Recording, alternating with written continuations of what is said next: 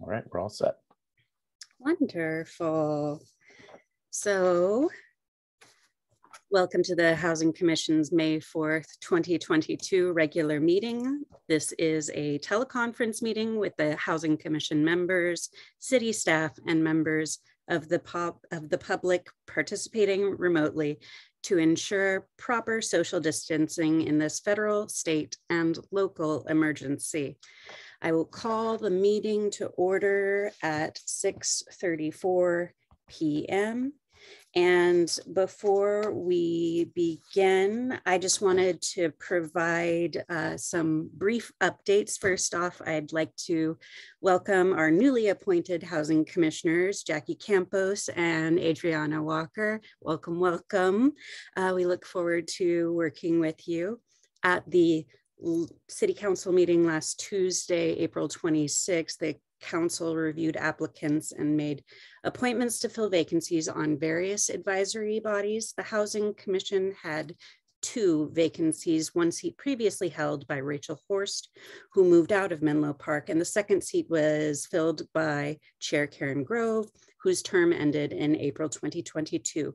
Karen did reapply for a second term, but she made a public comment at the meeting recommending Jackie and Adriana be appointed for both vacancies. So for the beginning of this meeting, we'll proceed as though the chair is absent, and I will lead the meeting as vice chair until agenda item D3, the selection of chair and vice chair.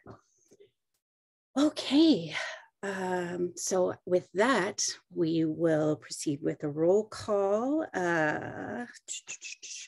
Housing, I'd like to introduce staff and housing commissioners present.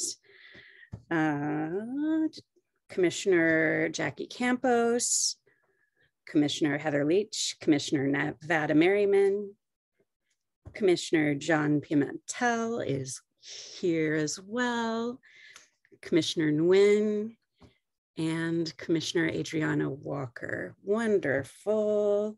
And also with us, we have Acting Housing Manager Mike Noche. Okay, Mike, would you please provide instructions of the Housing Commission and members of the public on how the meeting will proceed? Indeed. Thank you, Vice Chair Bigelow, and welcome members of the Housing Commission, and welcome to everyone in attendance for the May 4th meeting of the Housing Commission. At this time, we ask that members of the Housing Commission please remain on screen for the duration of the meeting. You will control your own webcams and microphones. Staff will engage cameras and microphones to make presentations and respond to members of the Housing Commission. For members of the public who are in attendance and wish to provide public comment, after the chair calls for public comment on the item you wish to speak on, please engage the raised hand feature, or via telephone, press *9 to raise your hand to speak. I will then have the ability to open your microphone and you can provide your public comment to the Housing Commission.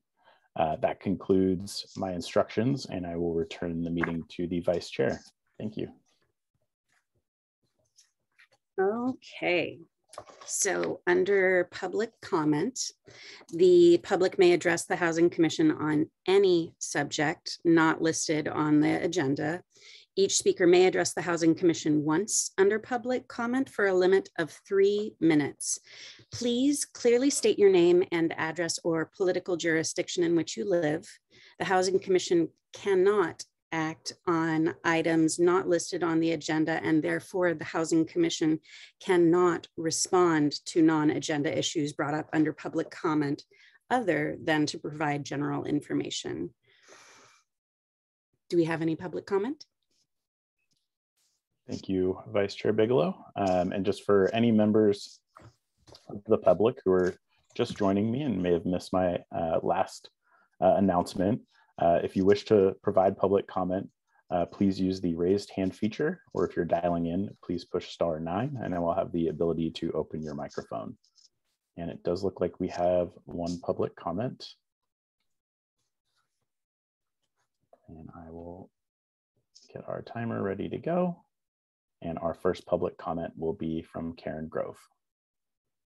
Perfect. Karen, you should be able to unmute your microphone. Yes, thank you. Hi, Housing Commission. Welcome, new commissioners. I'm really excited to see you up there. And I'm really sorry not to be with you, but I will be engaged. And so this is me being engaged, part one. I tried to send an email to all of you, to the Planning Commissioner and to City Council. I don't know if it actually left my inbox, so I will work on that. But the big picture theme of my email is that when I joined the Housing Commission 4 years ago, I joined the ad hoc committee to work on our Bmr guidelines. And I'm really proud of the work that we did. We made some incremental improvements.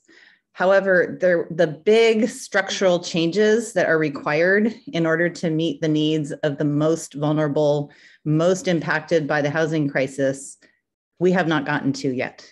And so I know you're going to be talking about the work plan today. You're not going to be making decisions, but I want to put it in your head that that is a really, really important point of leverage that the commission can set for future projects. Right now, we have several big projects of 60 some acres. And one of them, Parkline, got a lot of encouragement from the Planning Commission at their study session to not only do 15% below market rate inclusionary housing, but also donate land for 100% inclusion, 100% affordable housing, which can then draw down other financing and become extremely and acutely low income and serve special needs, like, for example, people with developmental disabilities, people with large families and extremely low incomes, et cetera. This is the way that we can meet our most pressing and most costly needs, but it's not written into our Bmr guidelines. So it's sort of an extra negotiation, and it's a lot of work to do it project by project. So I urge you, the council, to prioritize updating the Bmr guidelines in that so substantive way to make sure that we're asking of developers what our community needs. And secondly, while we're talking about Parkline SRI and we're talking about Willow Village, I suggest that it is worth the time and the effort to negotiate with those developers who have many, many acres. And in particular, Willow Village has access to vast resources to ask them to do for the community what the community needs, which may not be simply meeting our Bmr guidelines. So that is the gist of the letter. There's a lot of detail in the letter, and it's really wonky and complicated, and it took me 4 years to understand to the point that I do. So I am more than happy to talk to any of you who have questions and explain as much as I understand as I do. So thanks.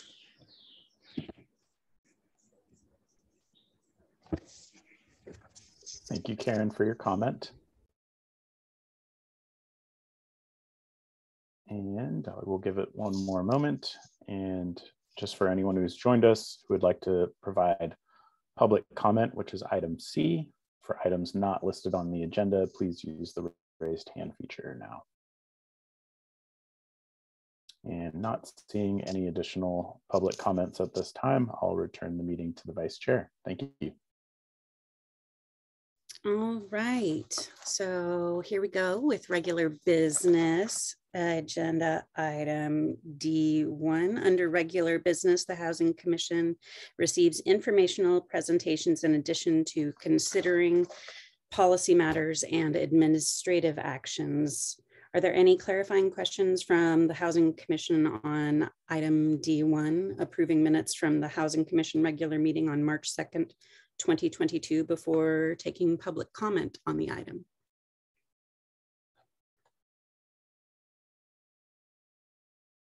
Hearing none, I think that we can proceed to public comment on the approval of the minutes. Absolutely.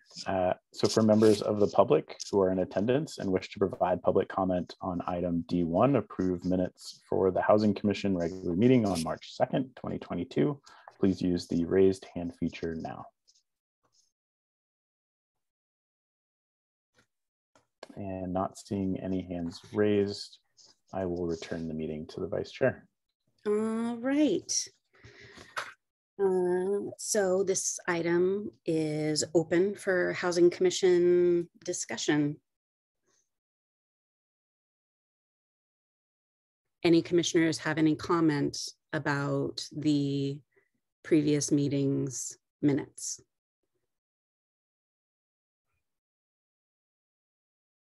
Okay, hearing none. Are there any motions regarding the minutes? I move to accept the minutes. Thank you, Commissioner Leach. A second. Thank you, Commissioner Merriman. All right. And Vice Chair, I'd be happy to call for a roll call vote. That would be wonderful. Thank you. Right. And I'll just also mention just for our new commissioners, you are welcome to vote yes, no. You are also welcome to abstain if you don't feel comfortable voting yes, no on the approval of the minutes. So I'll go ahead and start off with Commissioner Leach. Aye. Thank you. Commissioner Merriman. Yes. Commissioner Nguyen. Aye. Thank you. Commissioner Campos. I abstain. Thank you. Commissioner Pimentel. Aye. Thank you. Commissioner Walker. Aye. Thank you. And Vice Chair Bigelow. I abstain. Thank you. And the motion passes 5-0-2 with Commissioners Campos and Bigelow abstaining. Thank you.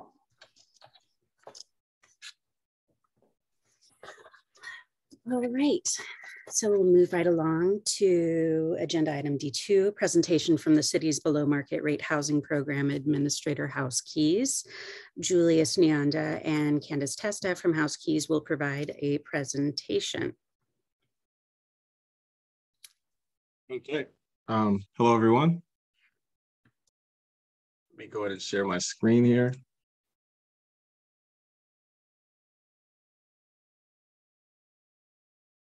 All right, can everybody see my screen? Oh, perfect. Yes. Yes, thank you. All right, so The Julius slideshow, Julius, I'm sorry, the slideshow isn't in slideshow mode. It shows. oh yeah, I keep it that way. So if you don't mind, I keep it that way so I can skip around. No worries. I just wanted to make sure that you knew that. I appreciate it. Of course. Go ahead. 1 second. And let me just, yeah. Okay, so Julius Nyanda here from House Keys, Program Manager and CEO. I also have my Director of Multifamily Housing, Candace Testa, who joined us in December of 2021. So she's still fairly new, but making a huge impact in a short amount of time. And today I'm going to talk a little bit about the application process and just how it works from the applicant's perspective. So before I do that, I wanted to give a little bit of background on House Keys. So just a reminder, refresher for those that don't know. So House Keys is a program administrator for cities and home builders. Home builders basically produce affordable housing to meet permit conditions. Cities then accumulate affordable housing units over time, and we help the cities administer those programs to get to the units and help the builders meet their affordability commitments. We're located throughout the state of California right now in 3 different regions: the Bay Area, Central Coast, and LA County. 8 different counties we represent today and 16 different cities. So we're in different markets. We sort of see affordable housing through that lens of looking at how it impacts inclusionary housing, especially how that impacts different markets. And so oftentimes we talk and sort of build a lot of policy suggestions from that perspective. So the best way to think about House Keys is sort of thinking of it as a 3-sided marketplace. On the demand side, you have applicants that are applying and trying to find affordable housing. One of the things that we do, especially as we take on new jurisdictions, is we try to make or eliminate application fees. That's one big thing that's part of our value and principles is we really do not want to charge application fees to applicants. And we provide that free service to them to help them find and apply for affordable housing. And on the flip side of that, once they are in the unit, there's a set of compliance requirements, whether it be income certifications, occupancy certifications, et cetera, that can be difficult to navigate as well. So we help them comply with the rules as well. On the supply side, as we talked about, we assist builders with complying with the affordable housing requirements, and we assist the local government agencies to turn their affordable housing policies into effective everyday programming. So the best way to think of it from an inclusionary housing standpoint for the public is that housing is a broad spectrum. You have subsidized projects, you have vouchers, you have all kinds of different opportunities to get housing. But there's a very specific set of rules that HouseKeys specializes in, and that's based on what's called inclusionary housing, where a developer that's not necessarily in the business of providing affordable housing is doing so in response to a permit condition. So if you want to go into a community and you want to build 100 units, that city's going to say, okay, if we're going to let you get 100 building permits, we'll take 90 of those building permits and allow you to sell or rent at market value, but 10 of them are going to have to be included in our affordable housing program and sold or rented to income eligible households. And that wrinkle where you don't have sort of a builder that's full-time building affordable housing, you don't necessarily have a full-time planning department that's approving affordable housing, springs up a requirement for a company like HouseKeys to help manage both sides of that equation. So on the supply side, we're helping builders meet their requirement and also cities manage their program.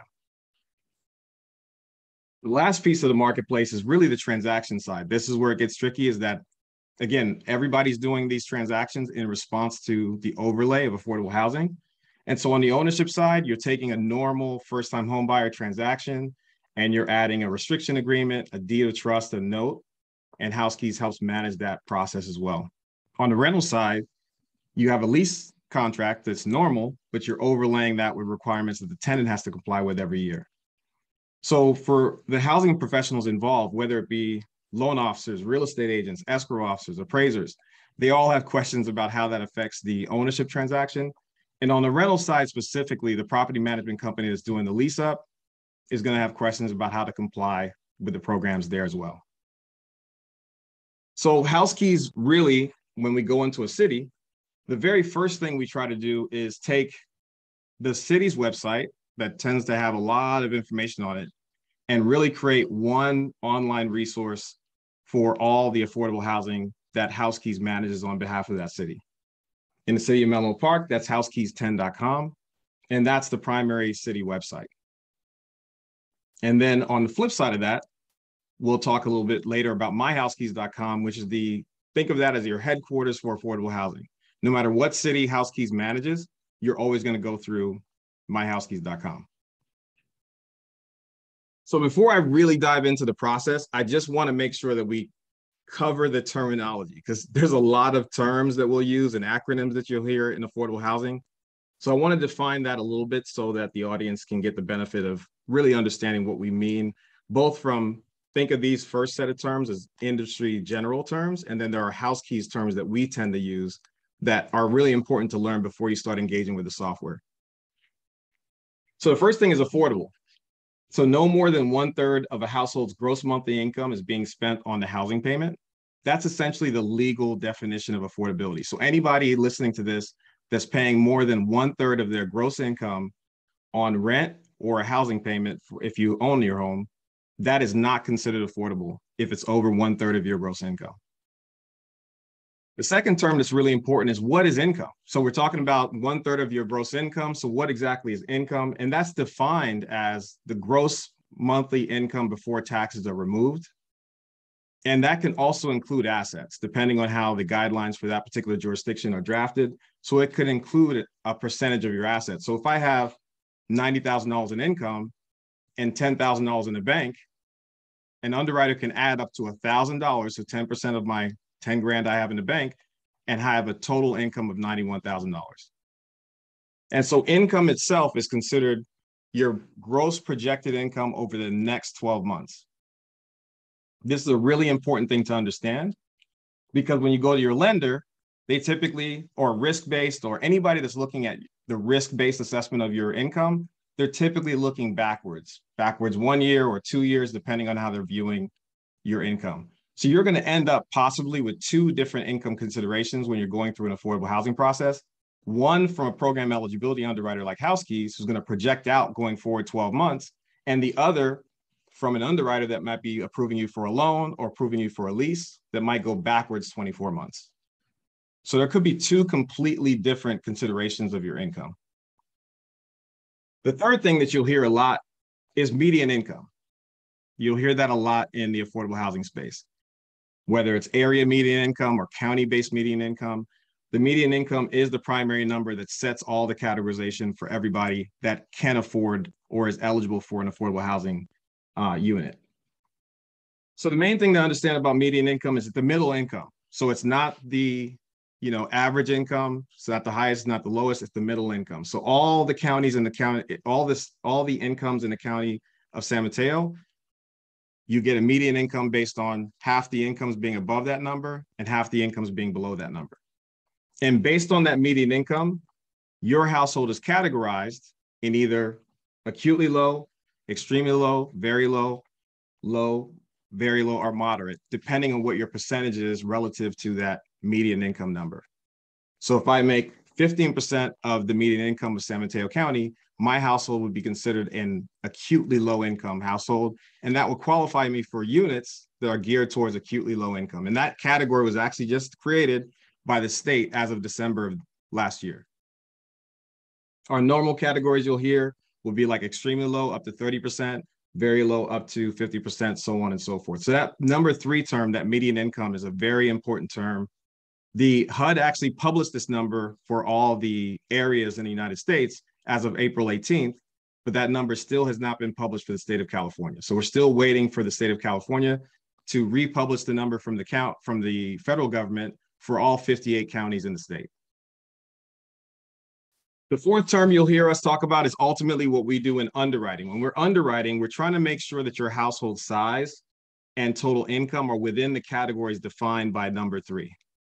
And that means we have to figure out projected income for the next 12 months and who are the household members that are part of your household that will be considered as part of that income.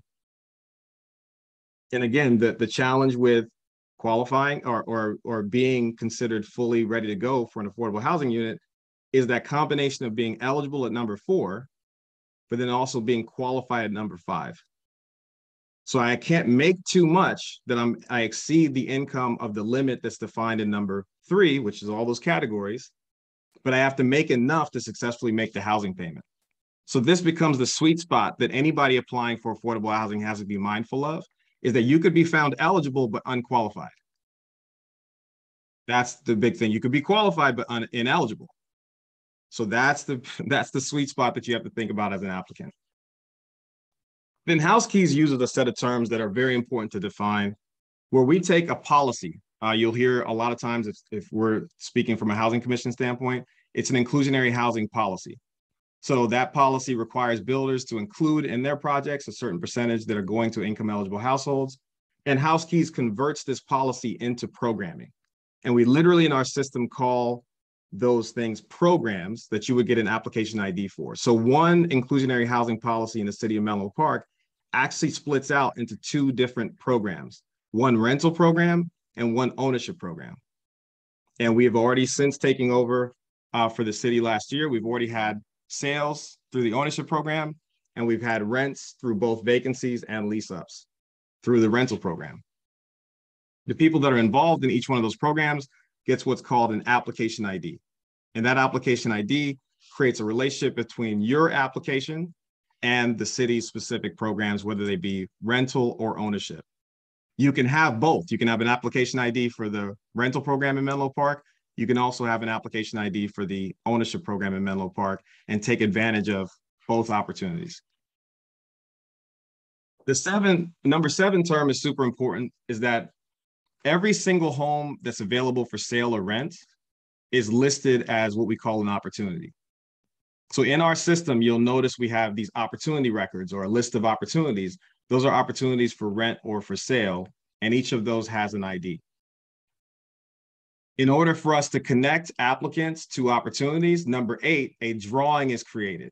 So a drawing is a group of opportunities, either one or more, and that entering that drawing as an applicant connects your application file to a particular opportunity that you may like.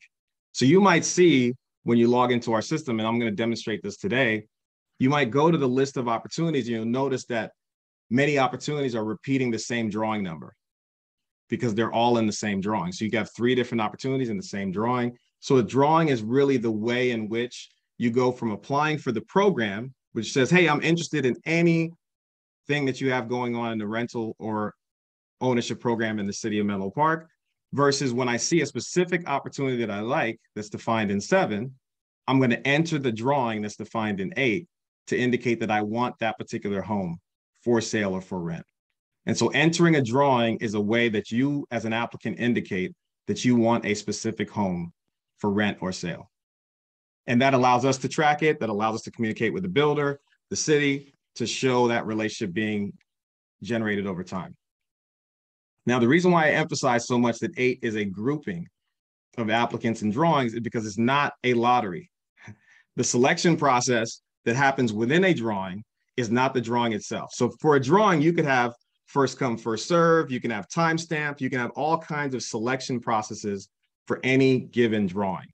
But the selection process itself is not the drawing. So number 9 determines what selection process are we going to use for the folks that enter the drawing.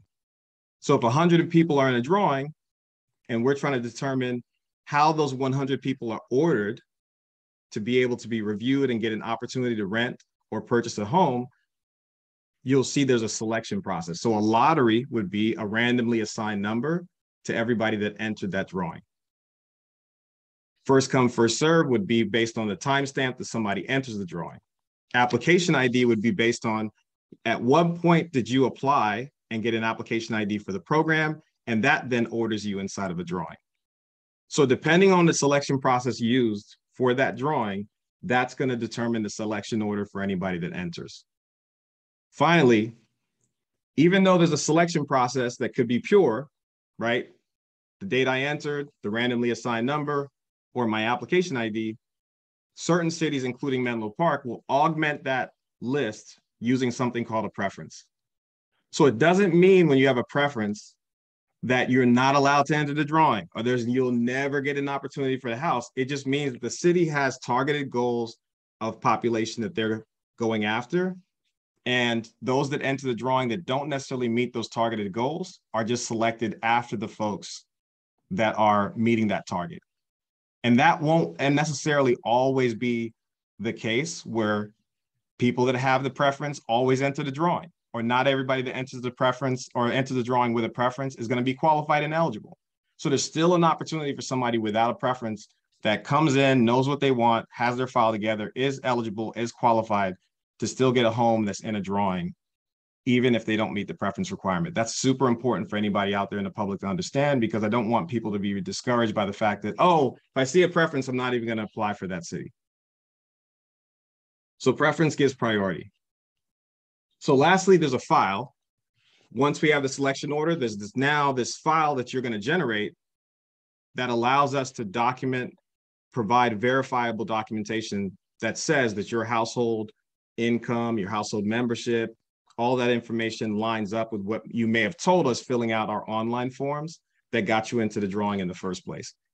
The way House Keys works is we don't require all that information from you because it's a very intrusive process to underwrite until you know where you rank in a drawing. So you're looking for the results of the drawing and then making sure that you then respond with a file. So we typically give you some time from the time we rate, that we show all the results from a drawing, to the time we give you what was called a file submission deadline to turn in your file with supporting documentation. We always encourage you to start that file as early as you can, so you don't have to wait for the drawing or the ranking or any of that to start putting your file together. But just know that we're not going to underwrite and start requesting a lot of additional items from you without you knowing where you rank in the drawing. So when I talked about at that term number 10, preferences, it's important to understand what that means in the city of Menlo Park. So essentially, there's 3 major preferences. Live and or work in the city of Menlo Park is one preference.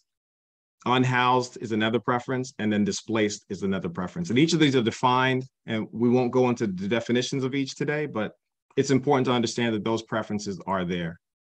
In addition to the normal preference of live and or work in the city, unhoused, and displacement, there is a special overlay for anyone that has an accessibility need.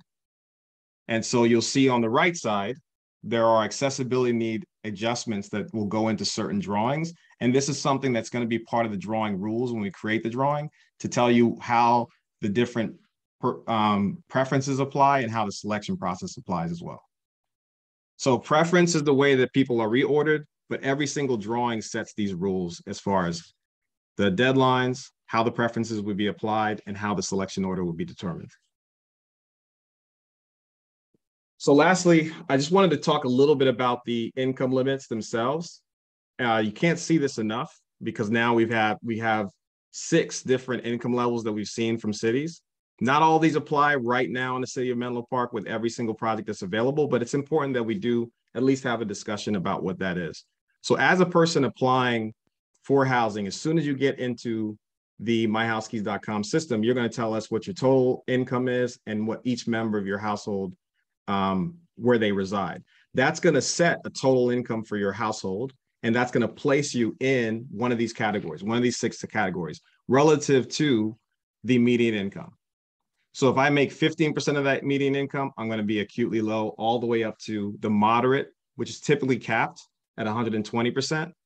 But there's this other category that people are exploring because prices are so high called workforce, where you'll see people that go up to 150 and even 160% of the median that could be also eligible for the program.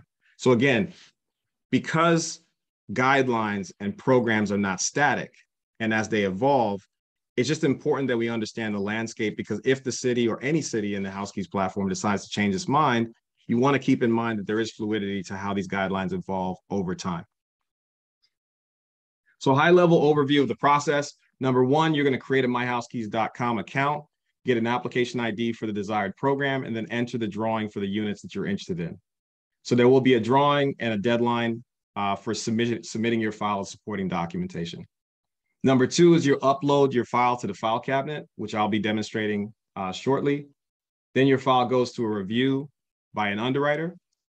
There's an initial review that's basically making sure you get the needs list items and the last of your file completed. And there's a final review before you're stamped as eligible and you go into a lease agreement or you go into a purchase contract. So the process you're going through as a person applying for the program is to create my file, upload my file, enter the drawing, and basically work through that process of being found eligible. So typically this process can take anywhere from 30 to 60 days after the drawing is completed and the file submission deadline is in. Those files are now going through that review process. The biggest thing for folks to think about is you're going to enter the drawing or create an account or get an application ID with essentially stated information. You're going to provide us with, here's my household size, here's my income. But when you start getting underwritten, there will be something called a needs list and conditions that you'll be going back and forth with, just like with any loan approval process that you've gone through. And that needs list exchange, that requirement for producing additional documentation, is all in the spirit of trying to make sure that we document your eligibility for the program. And so that's why I say that trickiness of being eligible and qualified, if you have a file together and you meet the requirements and you are both eligible and qualified and can afford the payment, don't be discouraged by a preference, because by the time you get through all that, you may be the last person standing essentially with that file that meets all those requirements.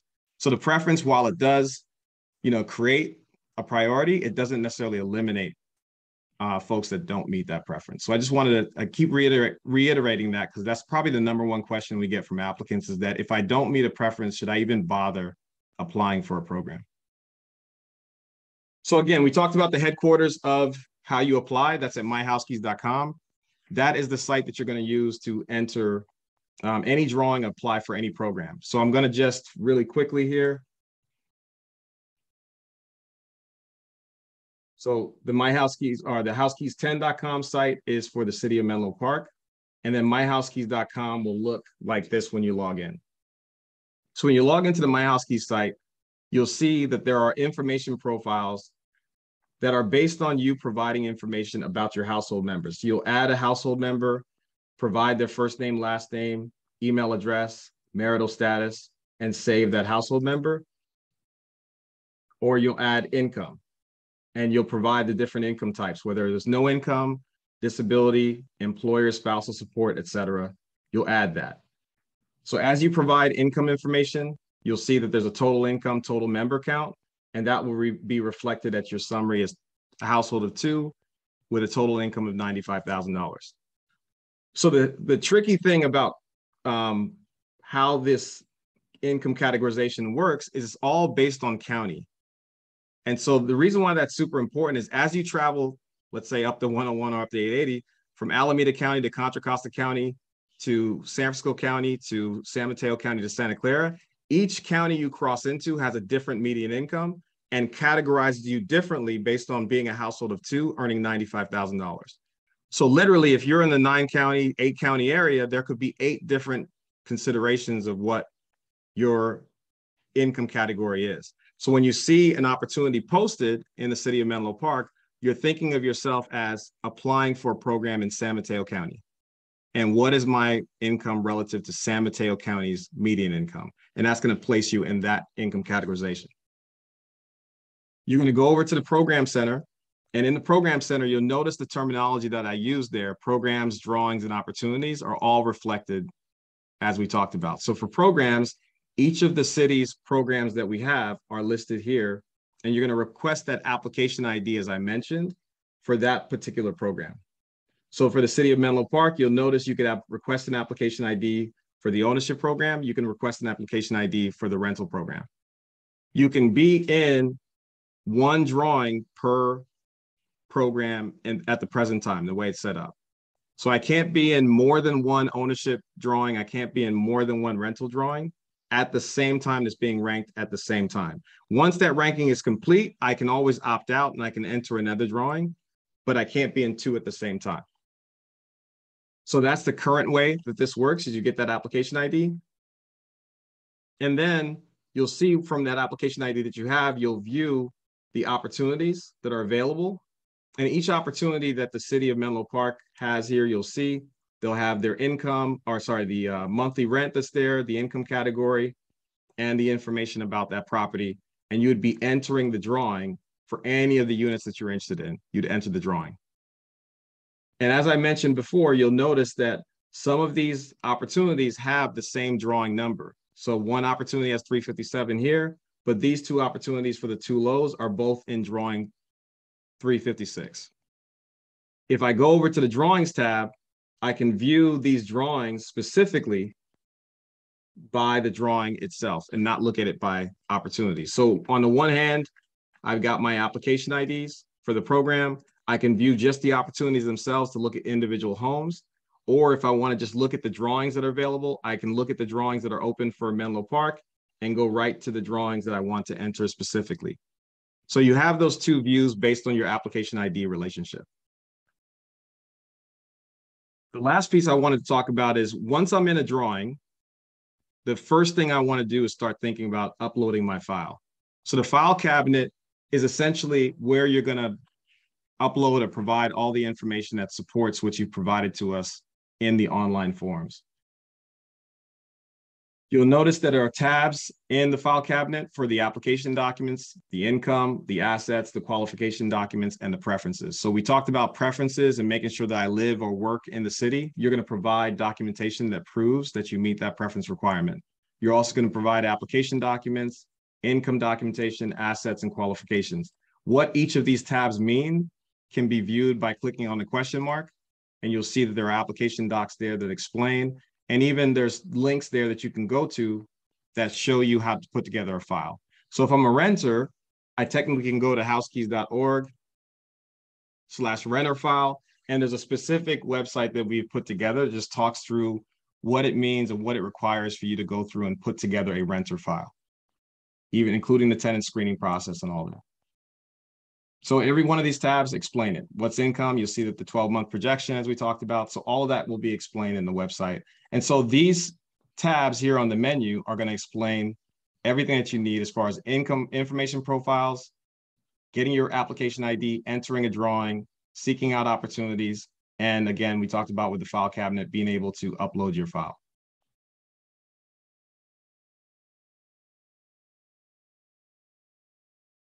So you'll ultimately end up with a dashboard that will show you the programs you have an application ID for and the drawings that you're entered into. And from that time that you're in the drawing and when we publish the results, you'll start getting communication from the house key staff, depending on what team is underwriting your file. It could be our ownership team if you're a for sale project, or it could be our rental team if it's a rental project. And right now we have, plenty of opportunities that are coming up, and there's a lot of new construction going on in both the city of Menlo Park and around the state. So it's super important that learning that process early. Every Friday we have FAQ sessions at 12 o'clock. So anyone that has questions can sign up for our FAQ session. We have live staff there answering questions every single Friday at 12 o'clock. Every other Saturday, we have sessions at 10 a.m. where we go through with the same FAQ that we do on Friday, but we do it on Saturday mornings at 10 a.m. every other Saturday. And this is all available on our main website and our events calendar. Orientation classes are periodic. They're typically posted on the city's website. We'll hold the orientation classes. But I would really take advantage of the FAQ sessions because every 12 p.m., there's always going to be staff there answering questions about how we underwrite files, how we view things, what's the latest status on transactions. And so it's always good for folks to take advantage of that as well. So that concludes, I know I went a little long there. That concludes my presentation. Happy to answer any questions.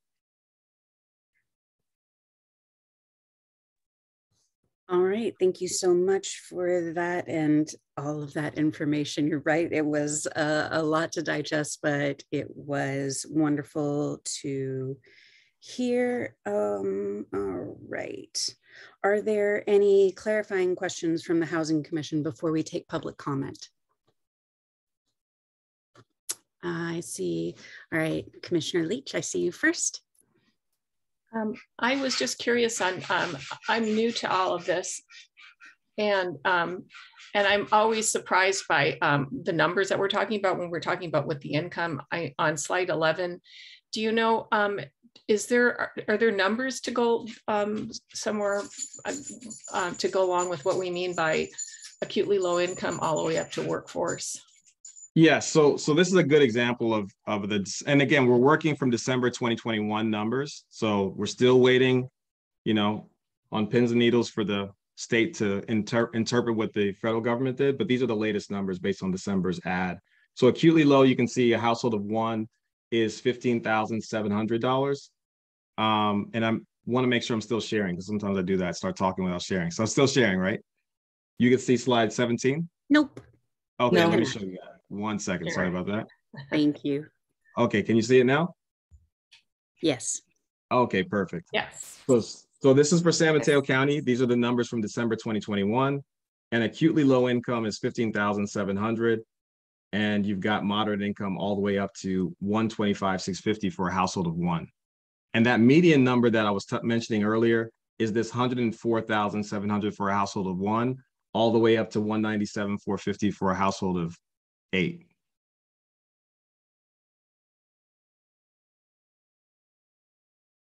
I think you're muted. Sorry. Julius, can we get this presentation deck? Yes. At some point? Thank you. You asked the same thing I was going to ask Commissioner Nguyen. Commissioner Leach, was that the end of your question? That was it. Thank you. Okay. Do we have any other clarifying questions before we go to public comment? Commissioner Walker.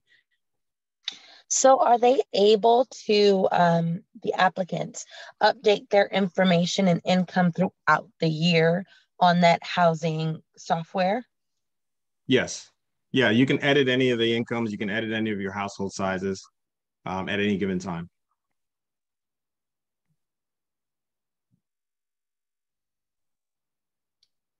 All right. Do we have any other? Commissioner Pimentel. Thank you very much for this informative presentation. If a applicant doesn't live in our town, or say used to live in our town, but was chased out by gentrification, can they still apply? And do they avail themselves of the preference of being a city resident? They can still apply as the rules state within each of these preferences. Typically, it's for a current resident to meet the preference requirement, but displacement is something that is one of your preferences. So that would be qualifying for displacement preference. So there is this live and work or live and or work in the city of Menlo Park, but there's also this displacement piece. And that person would be applying saying, I'm displaced, and then we'd be working through the process of documenting their displacement, given that they selected that as their preference. Thank you.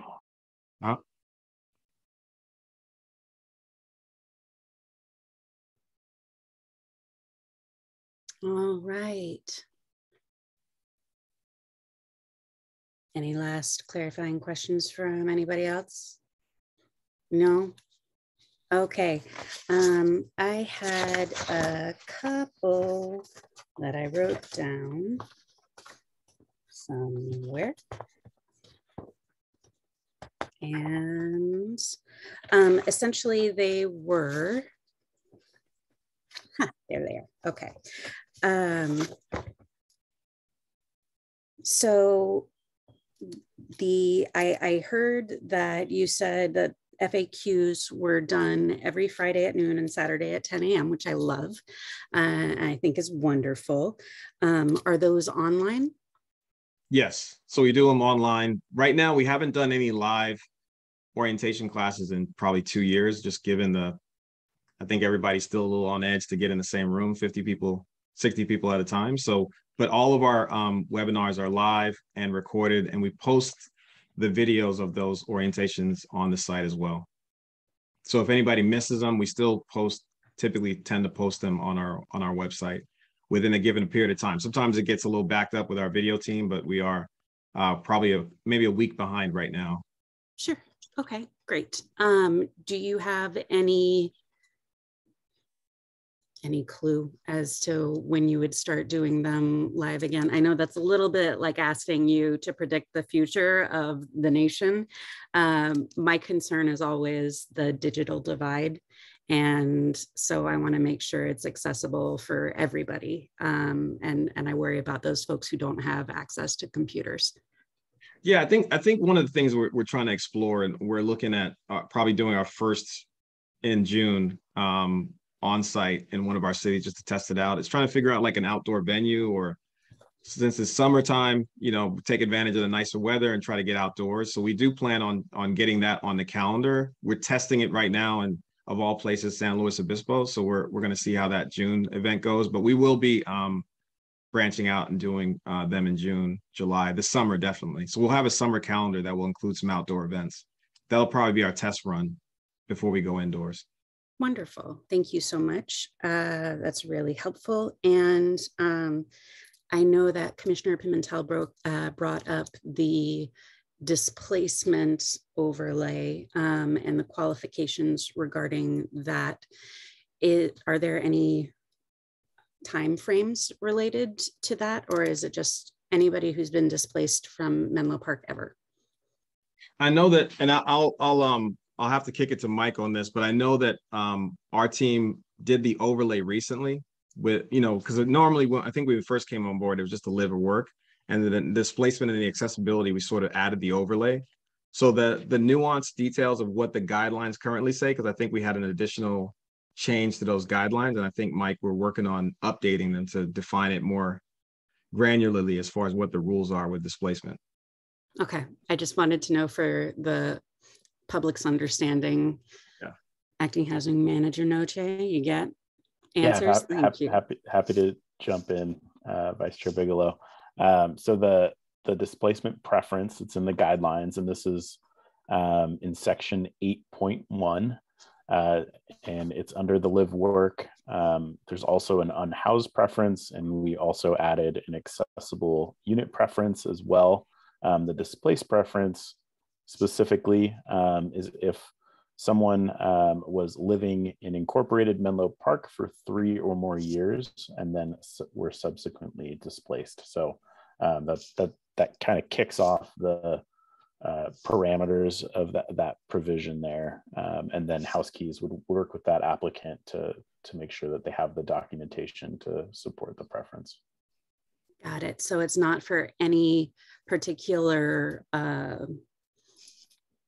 like 2008 or anything like that. It's really about how long you were a resident before you were displaced. That's good to know.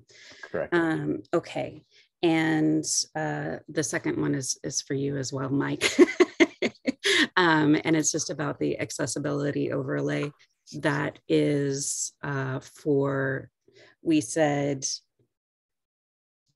for not Menlo Park residents who need an accessible unit. Did we say county first or anyone anywhere?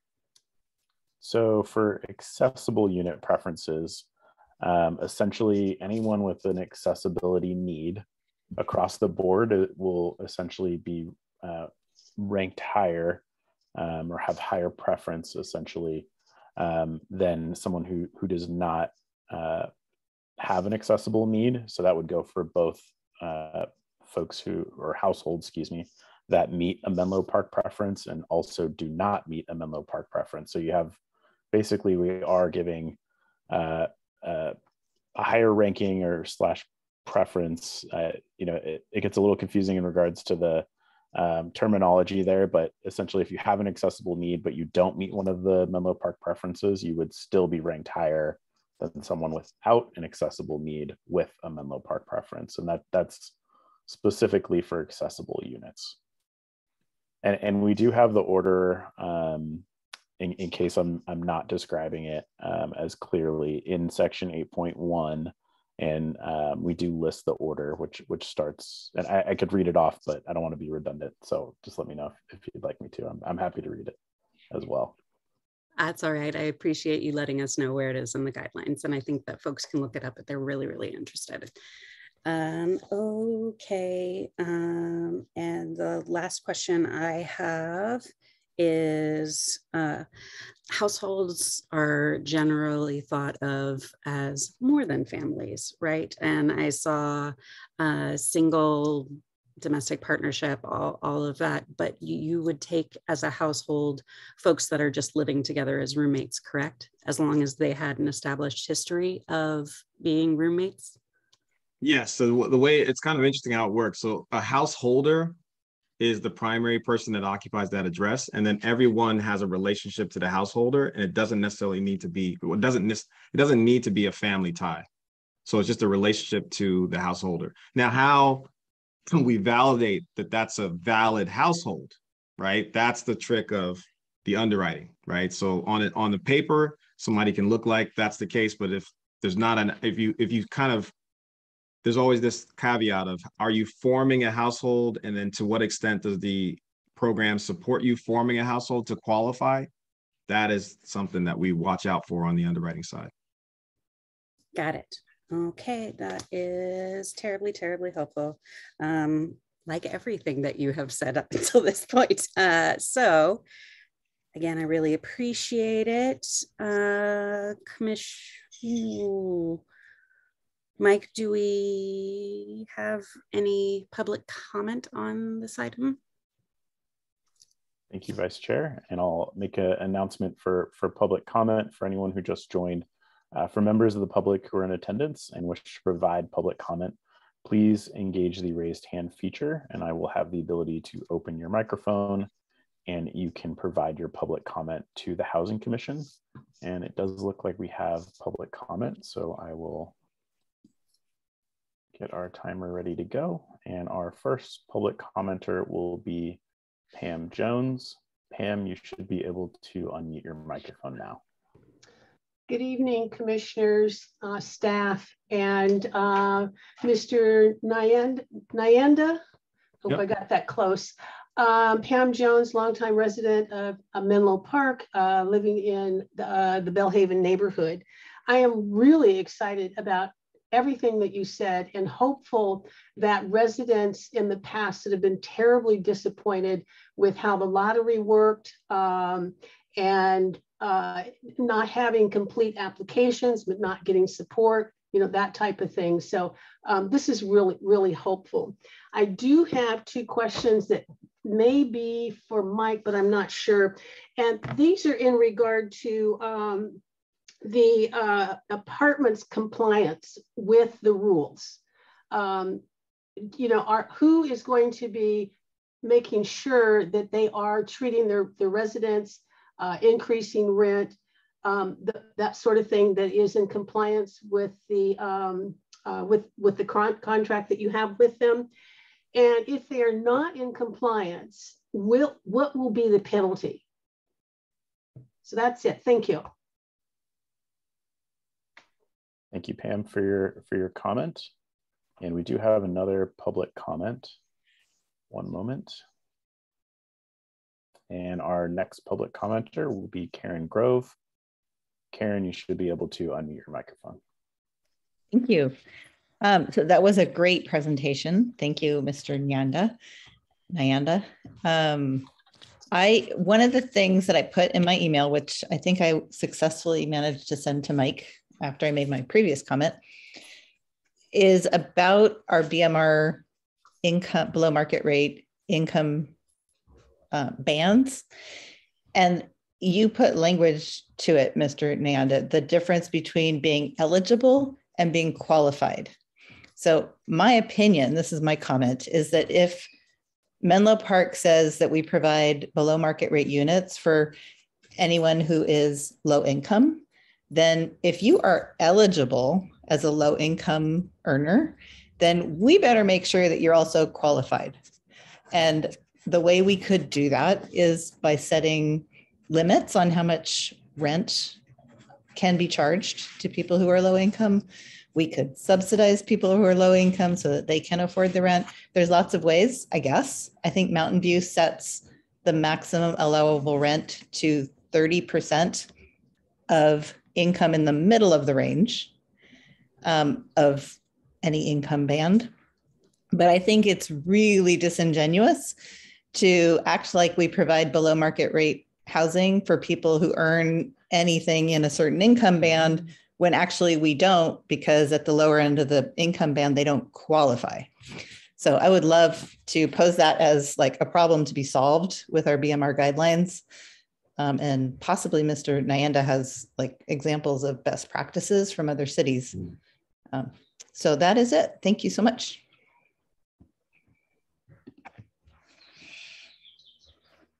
All right, thank you both for your comments, and I will make one last call for public comment on item D2, presentation from the city's below market rate housing program administrator, House Keys. And not seeing any additional public comments, I will return the meeting to the vice chair. Thank you. Thank you very much, Mike. All right, we can now open this item up for Housing Commission discussion. Commissioner Nguyen, I thought I saw your hand up earlier. Did you have a comment? You're muted. Yes, thank you, Vice Chair. This is Commissioner Chelsea Nguyen.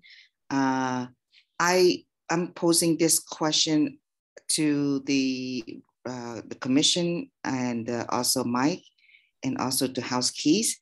If I recall, we did vote on the, in terms of people who have left Menlo Park or displaced people. I think there was a year, I think 2009, 2008, at some point. If my memory serves me right. If that's the case, my follow-up question to House Key is this: does your organization follow each different city's guidelines, or do you have an overall guideline that will be overriding all of the cities? I'm just curious how this would work if every city has a different guideline in terms of displaced residents. Thank you. I hope I'm making sense. Yeah, that makes. Do you want? Should I? You let me know. I don't want to overstep my welcome here as a guest. Yes, please, Julius. Yeah, so every single city has different guidelines. What we do is standardize how those guidelines are presented. We have a benchmark. So when we create, we have something that we do often with cities called a cheat sheet, where we say, here is our suggested, benchmark, but then ultimately it's up to you and your city as to what you choose to do relative to that benchmark. And that moves as we get more cities and look at more programs. We sort of get more into the question marks around eligibility. So something like displacement is not a common, it's not necessarily a common guideline. So if you take our 16 cities, we may have 3 cities right now that have a displacement preference. And so the rules that you have in Menlo Park and the rules that maybe Los Gatos has, as an example, in Santa Clara County, they could both have displacement, but they are completely different considerations as to what qualifies you as a displaced resident. So what we do is more make sure that the container, is consistent. So the audience that's coming into this is saying, okay, I know that House Keys is going to have guidelines, across all the cities, but each of those guidelines are going to be unique depending on what the city or county's choice is. Thank you, House Keys. Yeah. All right, shall we go around, see? Let me just say this, do folks have other comments that they would like to share about the presentation? Comments rather than questions.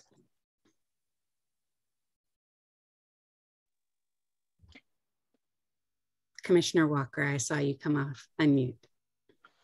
So the process from entering a drawing, being eligible and qualified, is there an interview after?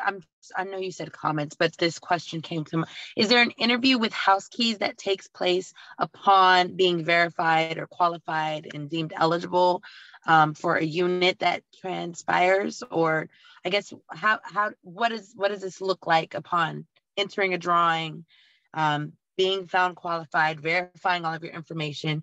Does a potential tenant then have an interview with the House Keys, or do they have an interview with the complex, or if that makes sense?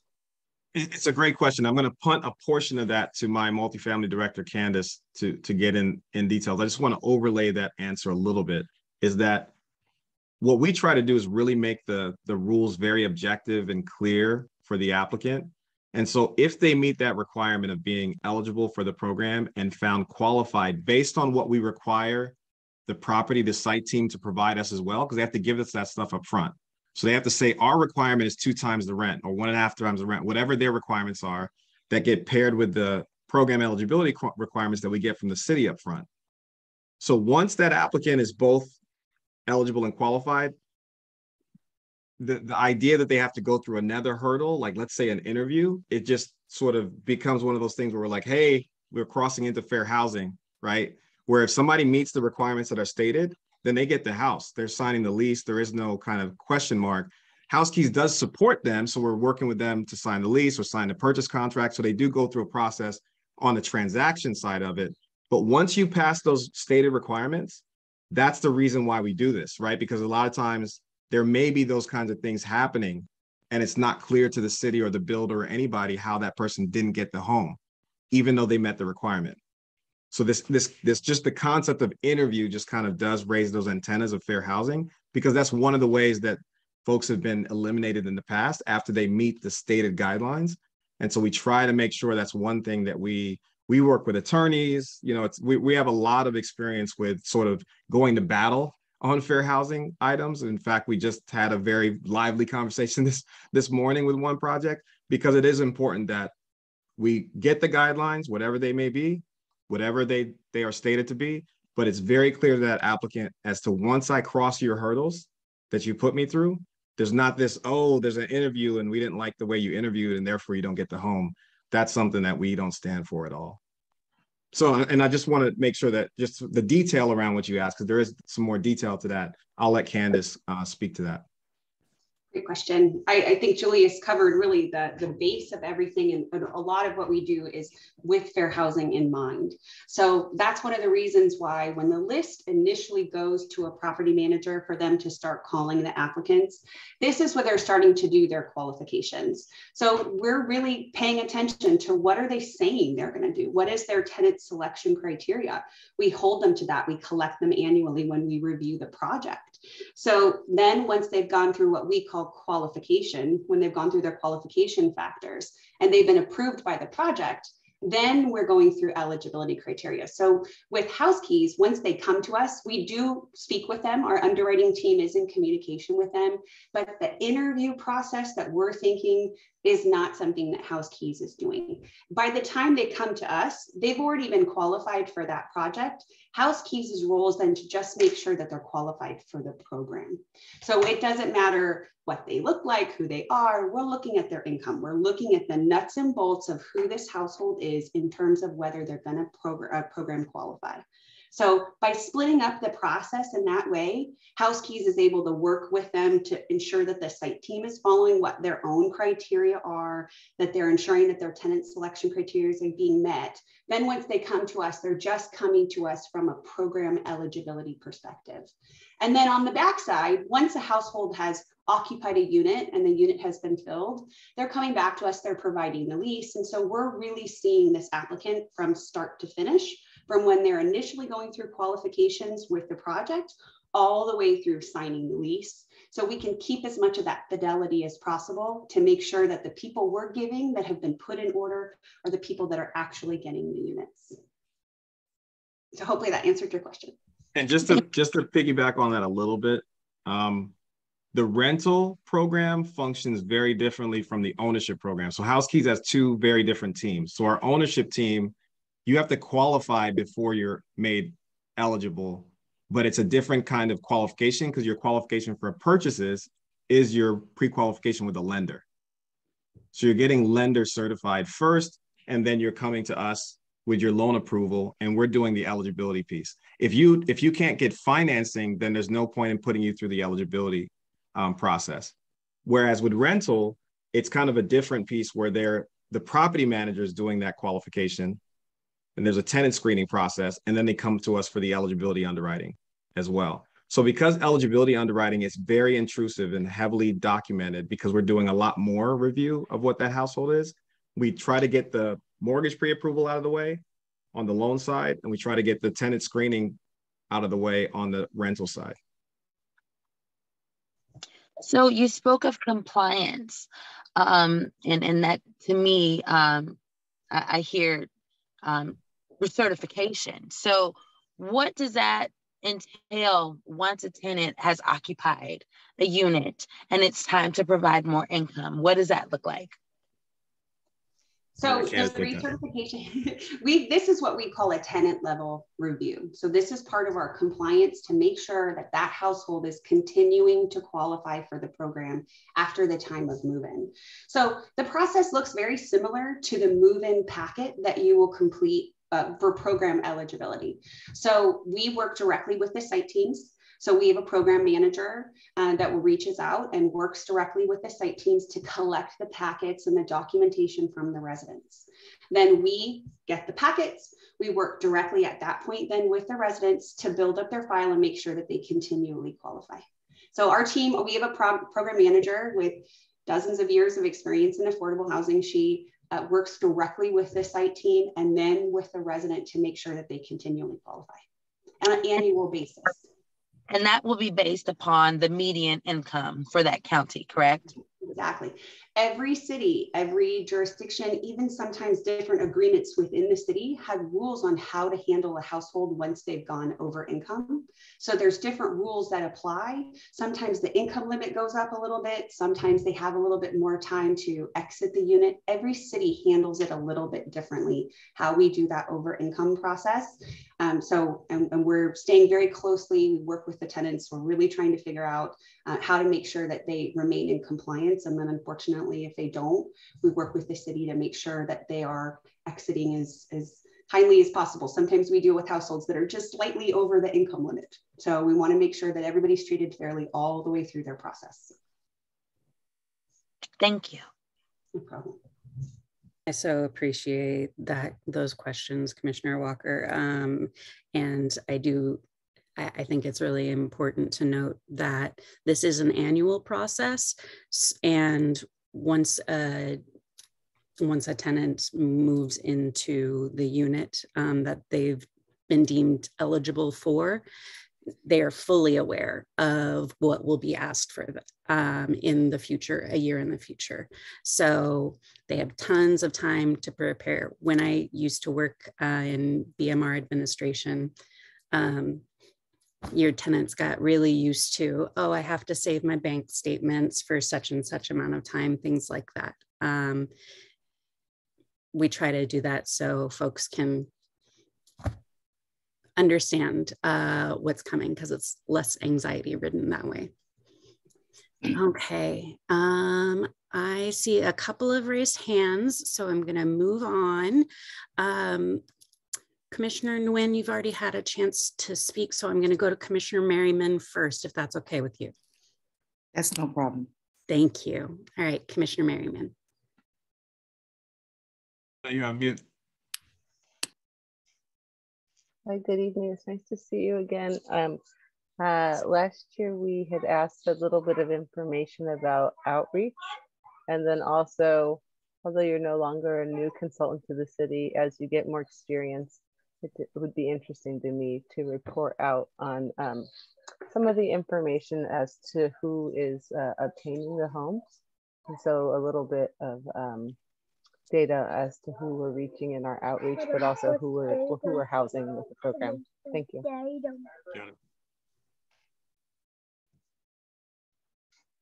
Yes, I know that was the data. The data is something that Mike and I just traded an email about this week with our latest figures, because we have about 2,000 folks that have gone through and applied, and about 500 folks that have entered drawings. And so we do owe that report to the city to break down what the demographics look like and the income looks like. And obviously that the wrinkle on who is technically in that Menlo Park line and who's outside of it. And so we're working with our engineers to pull that stuff together. But the demographics and income stuff is a little relatively easy, the household size and the income. It's that the layer over the boundary to make sure that we count folks in the city properly.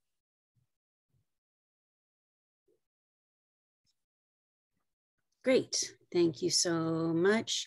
All right, and Commissioner Campos, Commissioner Leach, do you have anything to add before I move on to Commissioner Nguyen? Okay, just wanted to check. All right, Commissioner Nguyen. Thank you, Vice Chair. This is Commissioner Charles Nguyen again. I apologize for asking so many questions, but this is for Housekeys, Mr. Julius Nayanda. I want to ask you, I understand that there is no lower limit, no low, when we talk about income limit, we're talking about the top number. What happens when, from the time that they put in the information, let's say 1 or 2 years before, and their income changes, whether it's higher or lower, do you require them to update their income before they are put in the lottery system?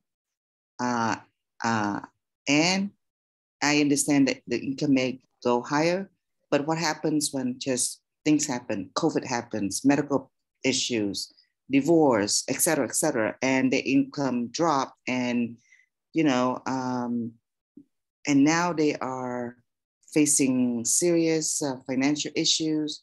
Do you still consider them, even though the income dropped considerably?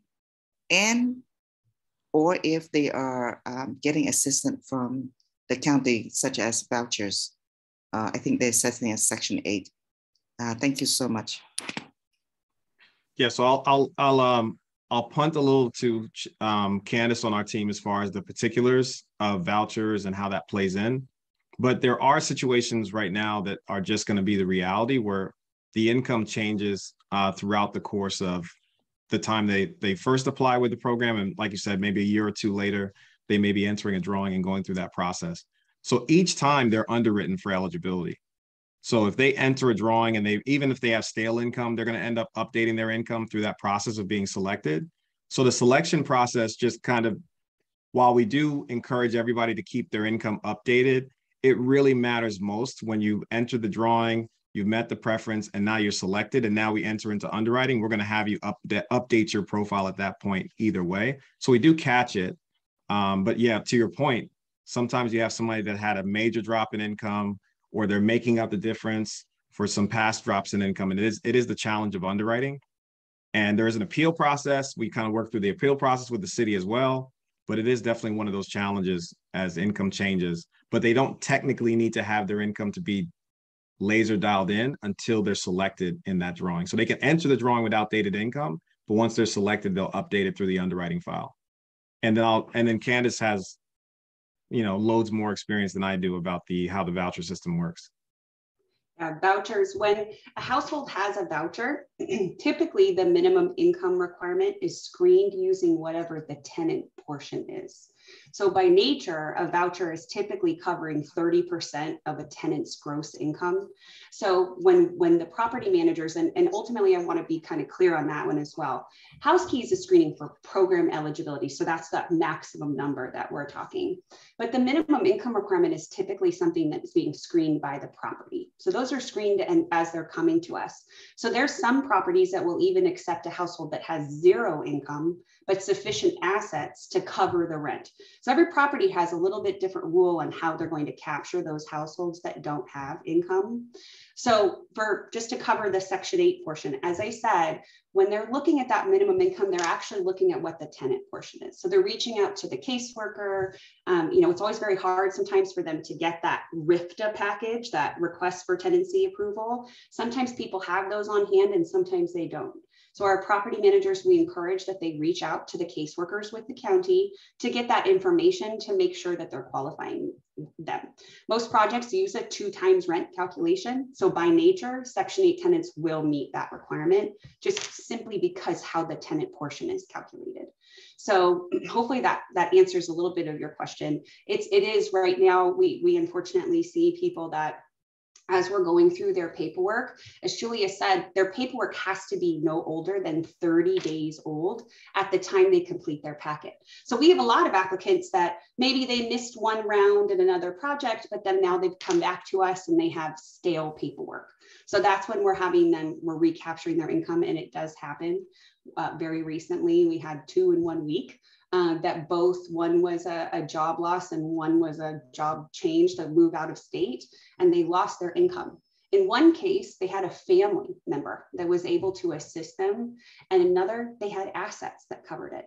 So at that point, we push it back to the property. This is usually when I'm getting involved and I'm talking directly with the property manager to see what they can do. There's always that issue of fair housing. Whatever their rule is going to be their rule. We're never going to talk them out of doing something that's consistent with how they're handling it. But every site usually has some way that they're able to assist those people. And then sometimes, just because of the nature, they've lost completely their income and they have nothing. So in those cases, then the site team, from what I understand, in 2 cases, have actually been working with that resident to try to see what kind of assistance they can get. There's a lot of rent relief programs out there right now in California. A lot of the cities are really even to work as well with those applicants. So we've tried to connect some of those people with resources. So we do what we can to connect the property manager with resources that can assist them. Thank you.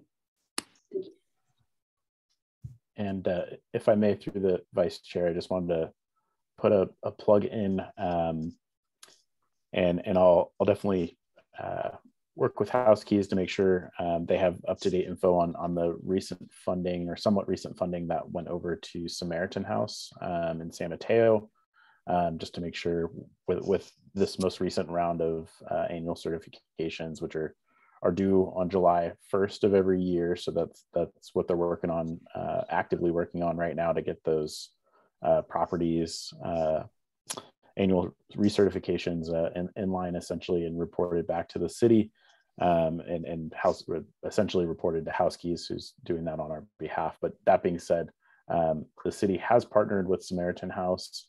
So we do have a rental and mortgage relief program, essentially, so that entitles folks to up to $5,000 per household who are experiencing a hardship. and city council. And during the most recent update, the funding was strictly for rental assistance, mostly related to COVID-19. But I know there's additional flexibility there for folks who are going through financial hardship. So I'll make sure Housekeys has that up-to-date info on us extending that program and make sure that information's getting out there in the public. But I also just wanted to make a plug for that as well, that there is assistance out there. And between the city and Housekeys, we definitely want to make sure folks are getting connected to those resources. Perfect. Thank you so much for that, Mike. Okay. I have a couple of things that I would love to comment on. First, I really appreciate you guys defining terms so much, because avoiding miscommunication is such a huge part of working with the public. So this feels like a really elegant solution. So thank you for it and for the presentation. On the one in one drawing, one opportunity, I think, at the time. So we understand here that development, it works in a pipeline, right? So we can see that there are new opportunities for folks coming up. Say a household applies for an opportunity and they do not receive that opportunity, but there's something happening, I don't know, in 2 months. What does the process look like regarding notifying folks for future opportunities? I think is what I'm looking for information on. I was asking for comments instead of questions, and here I am asking questions. So there you go. No worries. This space is definitely warrants a lot of questions. But everybody that has an application ID gets notified of new opportunities based on having that application ID. So even if they're in a drawing, they're going to get a notification as an application ID holder that there's another opportunity around the corner. And so we were just talking, Candace and I, about how that reflects in how you have certain drawings that have 200 entrants and you have certain drawings that have 10. And you're like, well, what's the difference? Well, they're right next to each other. And so some of those folks are waiting or trying to see if that's no longer going to be available. And so then once that unit's no longer available, you see a bunch of people enter the other drawing. And it just shows the desirability between one drawing and the next. We are working with our engineers to open it up, because that was a hard-lined requirement in the past, is that you could only enter one drawing at a time. But there have been enough times now, especially on our 100% affordable projects, if we ever engage in those. It's not as often because we specialize in inclusionary housing, but there are times where cities are asking us to help with, they want to use the same lottery process or application process no matter what the housing is. And the challenge in those markets with 100% affordable is they want people to be able to enter multiple drawings at the same time, see what their best options are. And so we're working with our engineers to open that up so that you can, as a city, toggle that setting on. Some cities say, we want one drawing at a time. We don't want to double and triple in. Some cities say, no, we want that flexibility of people being able to enter multiple drawings in and out. There's a logistical challenge to that, as to, okay, if we're underwriting your file, which one are we underwriting you for? But there is a way for us to sort of just navigate those waters. And that's why we're a software company. So we're not just a program administration company. We do have full-time engineers that work in California in our offices here with us. And the reason why that's important is because it's constantly shifting and changing what the software requirements are to build a platform like this. And one of those things is that we've had that input from several cities where they're saying, I want tenants or applicants to be able to enter multiple drawings for multiple projects at a time. And so we are working on that as we speak. Perfect. Yeah, from a tenant perspective, it's really it can feel disheartening to enter one scheduled thing at a time and have to go back and back and back. And so I really appreciate you guys being kind of tenant-centered and trying to see how we can get more folks, more opportunities for a longer period of time, because I think, as we know, in a housing crisis, a lot of people are really willing to accept anything as long as it has some modicum of affordability attached to it, because they need help. Okay, all right. So with that, I think that I'll say we don't have to take any action tonight on this item.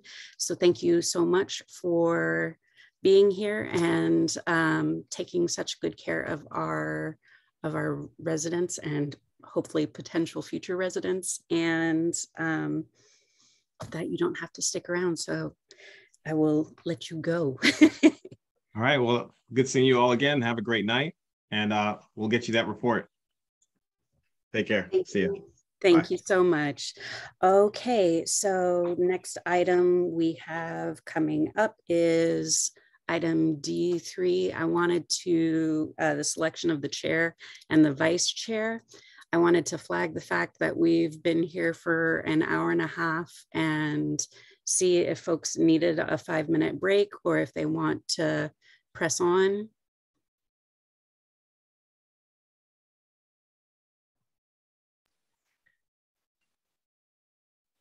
Hearing none, I think that means press on. Okay, great. So, all right, Acting Housing Manager Mike Noche will introduce this item. Thank you, Vice Chair Bigelow.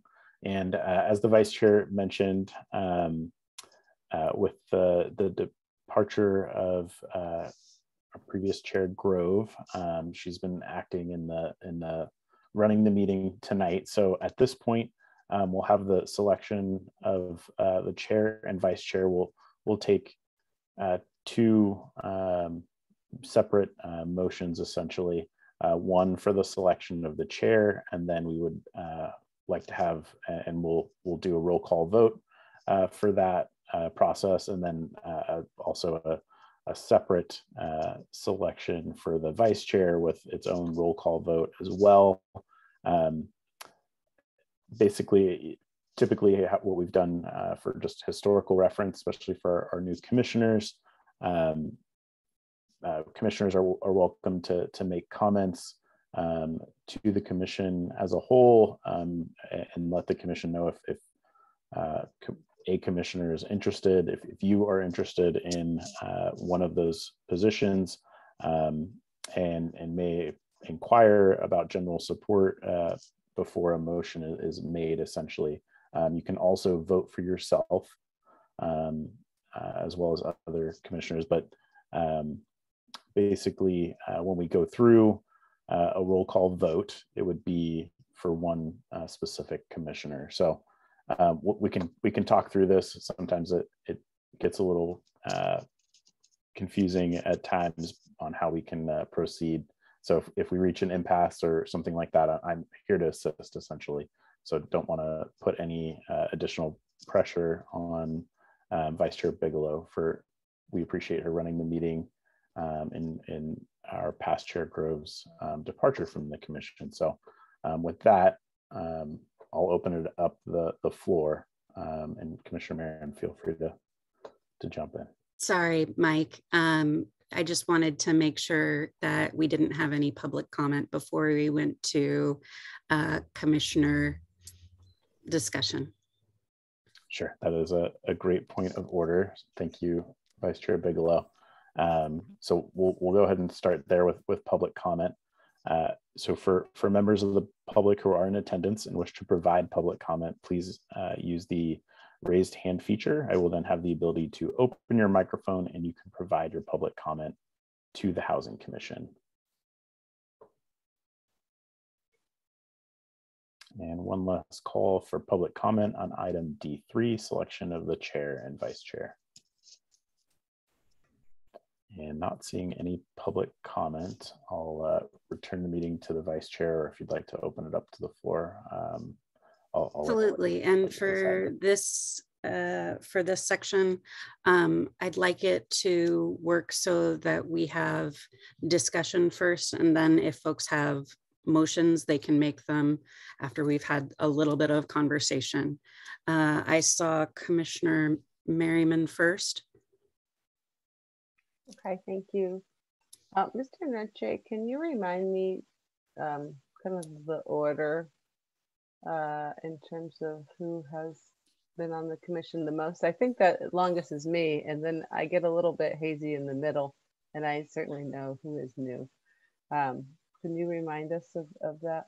It has not been a strict rule that the commission flows in that order, but it's been a little bit of a practice to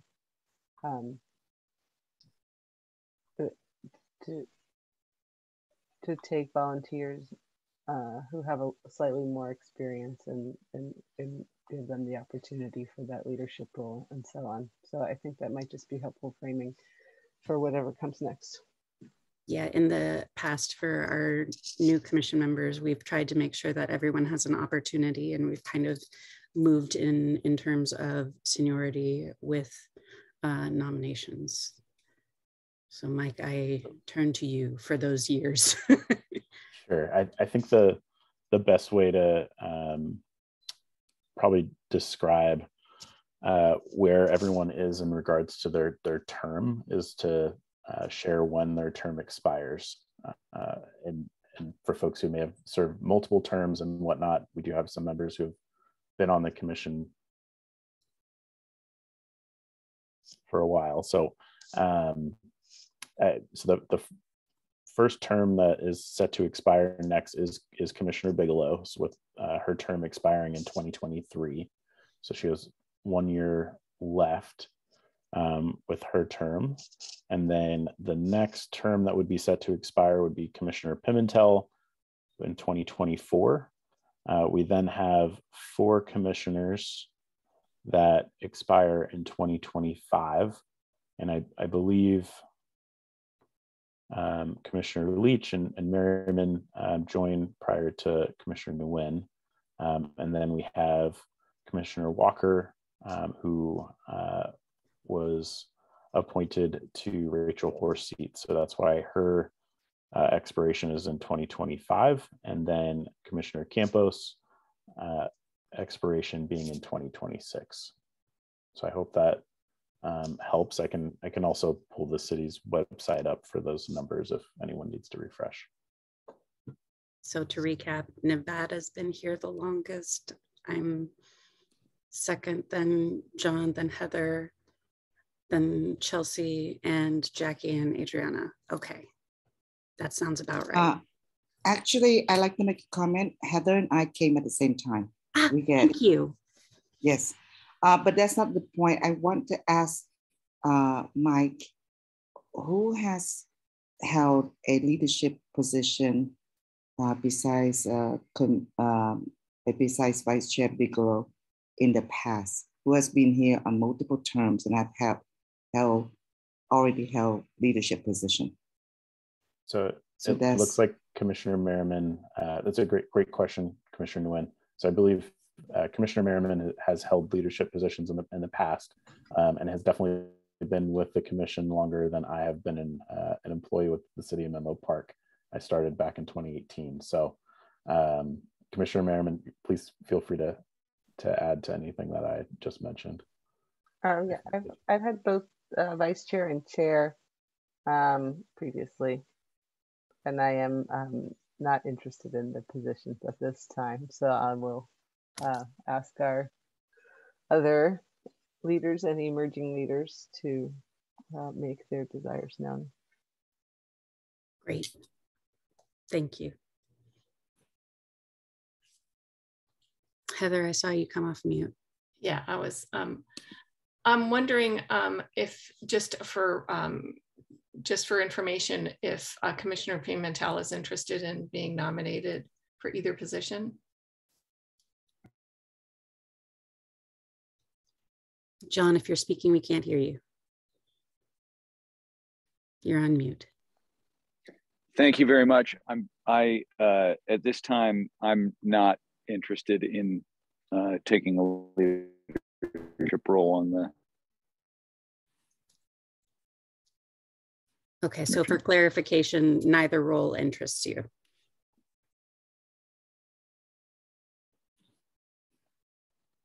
Well, of course, they're very interesting, and I would love nothing more than to serve the city. I just find myself overextended on my time commitments at the moment for my volunteer work, and so I wouldn't want to take on such a responsibility and not be able to put the time and effort into it to be good at it. Thank you. Totally reasonable and respectable. I appreciate you letting us know where you stand. Okay, Heather. Again, for information, Commissioner Vice Chair Bigelow, I don't know what the nominations would look like. Are you eligible to become chair after having been vice chair? Okay, just good to know. In the past, the way that it has traditionally worked is folks have worked their way through the process, and vice chair has oftentimes become through the nomination process the chair. But just because that is what we have always done that is what we have often done doesn't mean that's what we need to do tonight. So just keep that in mind as well. Well, I would like to nominate you to be chair when we're ready to do that. I don't want to cut the conversation short, but I will state that. Okay. And I would second that. All right, we are cooking with gas, my friends. Okay, so I think, can you state that as a motion? I move to vote on nominating our Vice Chair Bigelow for the position of chair. And I second. Thank you, Commissioner Nguyen. And I'd like to call the question. Sorry, John, you're cutting in and out. I heard a call to question though. Sorry, I said I'd like to call the question. Meaning, let's have a vote. All right, roll call vote it is. Mike, I'll turn it over to you. Sure. So typically how it just for new commissioners, I'll start with Commissioner Campos and work my way down. I typically keep the voting in alphabetical order as it goes amongst the last name. So right now I'll start with Commissioner, and I'll leave Commissioner Bigelow at the end because I usually was leaving the vice chair. So anyway, that's more on my process, not anything else. I just wanted to give Commissioner Campos an opportunity to know that she'll be first moving forward on voting as a new member of the commission. So Commissioner Campos, your vote, please. Yes. Thank you. Commissioner Leach. Yes. Thank you. Commissioner Merriman. Yes. Commissioner Nguyen. Aye. Thank you. Commissioner Pimentel.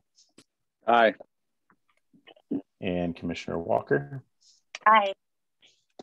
Thank you. And Commissioner Bigelow. Aye. Thank you. So the motion passes 7-0, unanimous for Commissioner Bigelow as the chair of the Housing Commission. Congratulations. And we'll next move on to the vice chair, and I'll let you lead that discussion, Commissioner right. Chair Bigelow, excuse me. Oh, it's so weird. But thank you. And thank you all for having faith in me being chair. So let's move on to the selection of the vice chair. Do we have any conversation that we need to have, or do we want to move straight into nominating? I'd like to nominate Commissioner. We lost the last part. I'd like to nominate Commissioner Nguyen. I second. Great. Okay. So I am hearing a motion to nominate Commissioner Nguyen for the position of Vice Chair. Mike, can we get a roll call vote?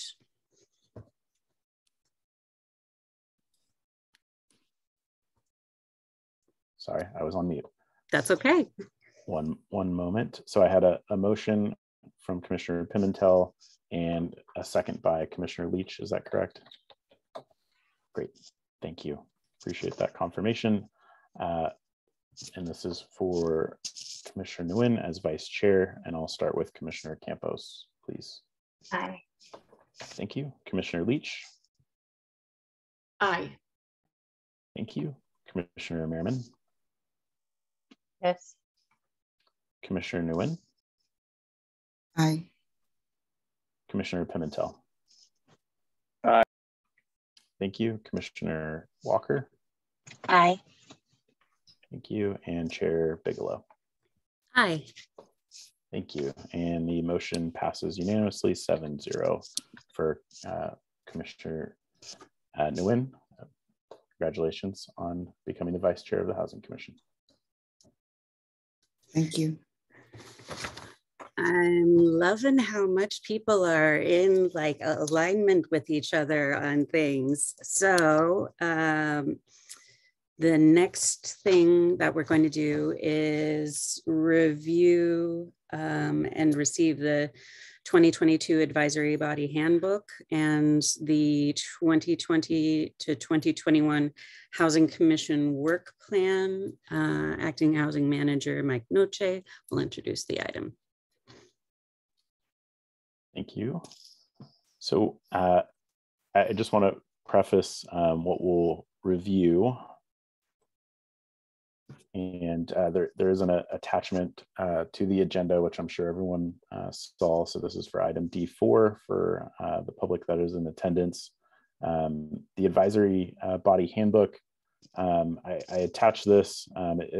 It's sent out to all new members of the Housing Commission, but I just wanted to attach it to the agenda, and we don't necessarily have to spend a lot of time on this item specifically, but I did just want to kind of refresh in a way. The one area that I just wanted to point out for all members, and I know all of our current Housing Commission members are well aware of when I've just made updates on ensuring that we are following all the Brown Act guidelines. So that's on page, let's see, I believe it's on page 12. It goes into, oh, I apologize, I'm in the wrong place. One moment. Here we are. Okay. So under meeting types, which is on page 8 of this item, there's also meetings to avoid, and this does get into specific items to avoid with regards to the Brown Act. Just as a rule of thumb, anytime we have a public meeting, in order to have a quorum, we have to have 4 or more members present in order to hold a public meeting. At the beginning of the meeting, if we didn't have a quorum, we are instructed to wait for 15 minutes. And if we don't have a quorum, then we technically cannot hold a public meeting.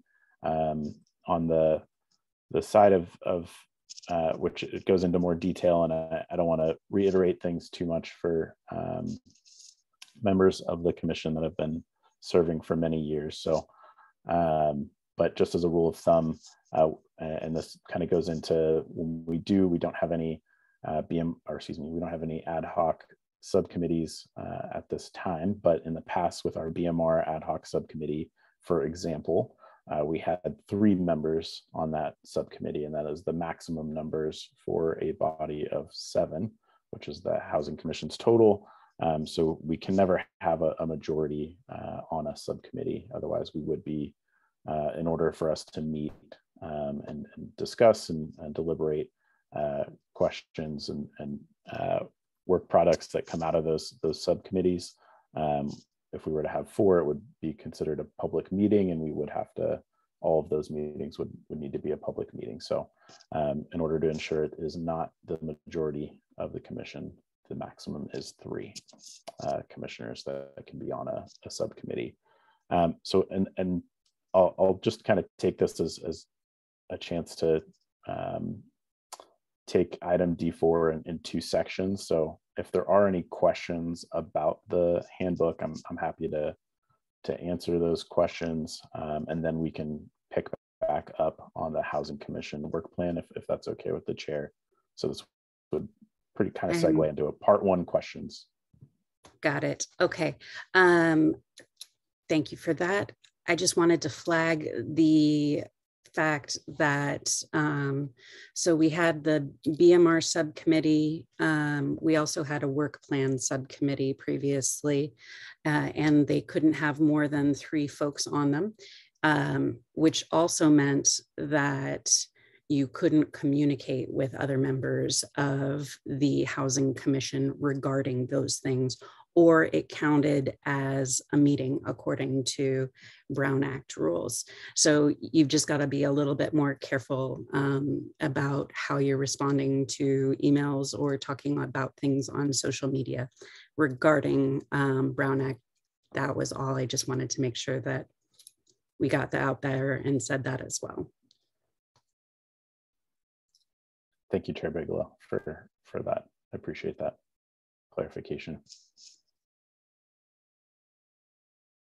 All right, if there aren't any additional questions, we can segue into the Housing Commission work plan. So just to preface this, and this is on, for item D4, it would be page D-415 of the agenda packet. It's page 21. So this is the Housing Commission's copy of the Housing Commission's 2020-21 work plan. The goal is to provide a work plan annually, and that's at the direction of the City Council. I know there was some discussion at some point in time of making this a biannual, and I think maybe at one point in time in the past it may have been biannual. So I don't have an answer in regards to whether or not it will go back to biannual, but for the present time, we are expected to do an annual work plan. That being said, last year we had some staff transitions, and oh, sorry, my screen froze there for a second. So I just want to make sure everyone can still hear me. Great. Okay, so we had some staff transitions in September of 2021, and I know the city is working hard on recruitments. And we're going through the budget process to potentially make a request for an additional housing staff member. But at the present time, we are still at 1 housing staff member, which is myself. So all that to be said, due to staff transitions, we did not present a 21-22 work plan, but the goal is to get us back on track with regards to providing a 22-23 work plan. So that being said, the goal of this evening is to present the existing work plan or most recent and provide discussion. I'll leave it up to you all on how much we want to discuss this evening. I would say step 4 is the area that if we are going to discuss changes, I would say that is one area to potentially focus on with regards to brainstorming goals and whatnot that we might want to see there. And if a subcommittee is of interest, we could also look into that as well. And that is where the flexibility of the commission's direction on how to move forward is definitely available for or open to discussion. And staff's definitely open to questions and providing input on different areas. I will mention on the Bmr guidelines updates. So we did a phase 1 update during this current fiscal year. And there is the expectation that during this next fiscal year, which is July 1 to June 30th, so that makes up the 22-23 work plan year, which does follow the city's fiscal year. So that being said, phase 2 of the BMR guideline updates, which would include looking at our inclusionary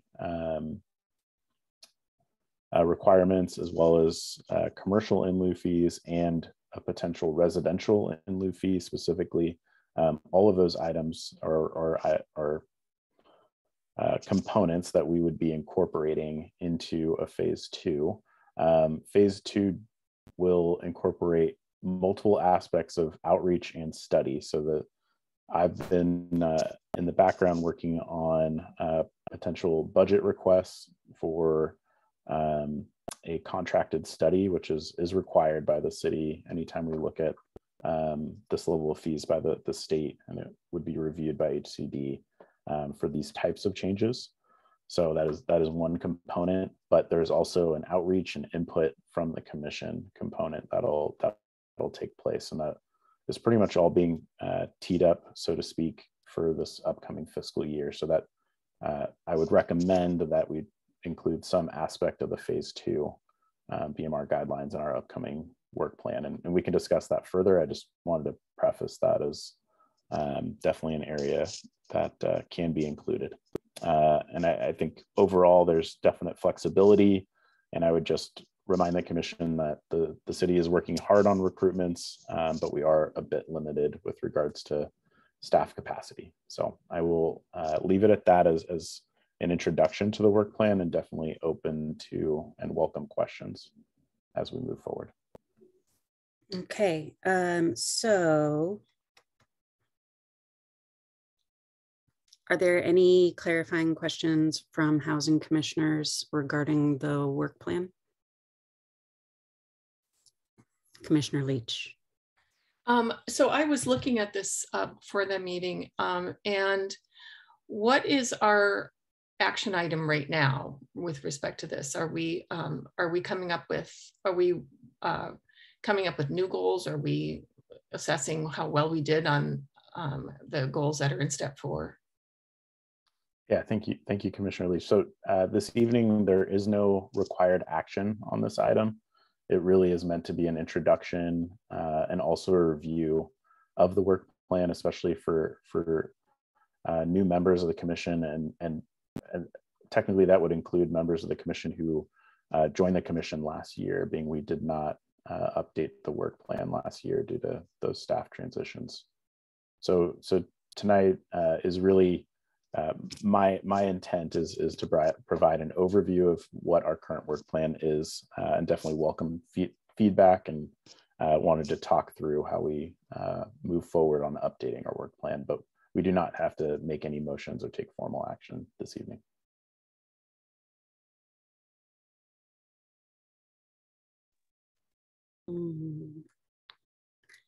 I was muted.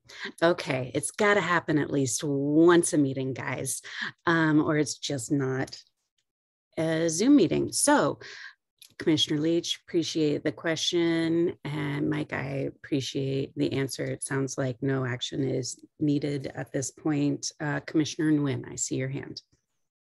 Yes, I think Mike talked about the ad hoc committee. I know that you and I and the former chair Grove are supposed to be in the committee now that former chair Grove's no longer a part of our committee.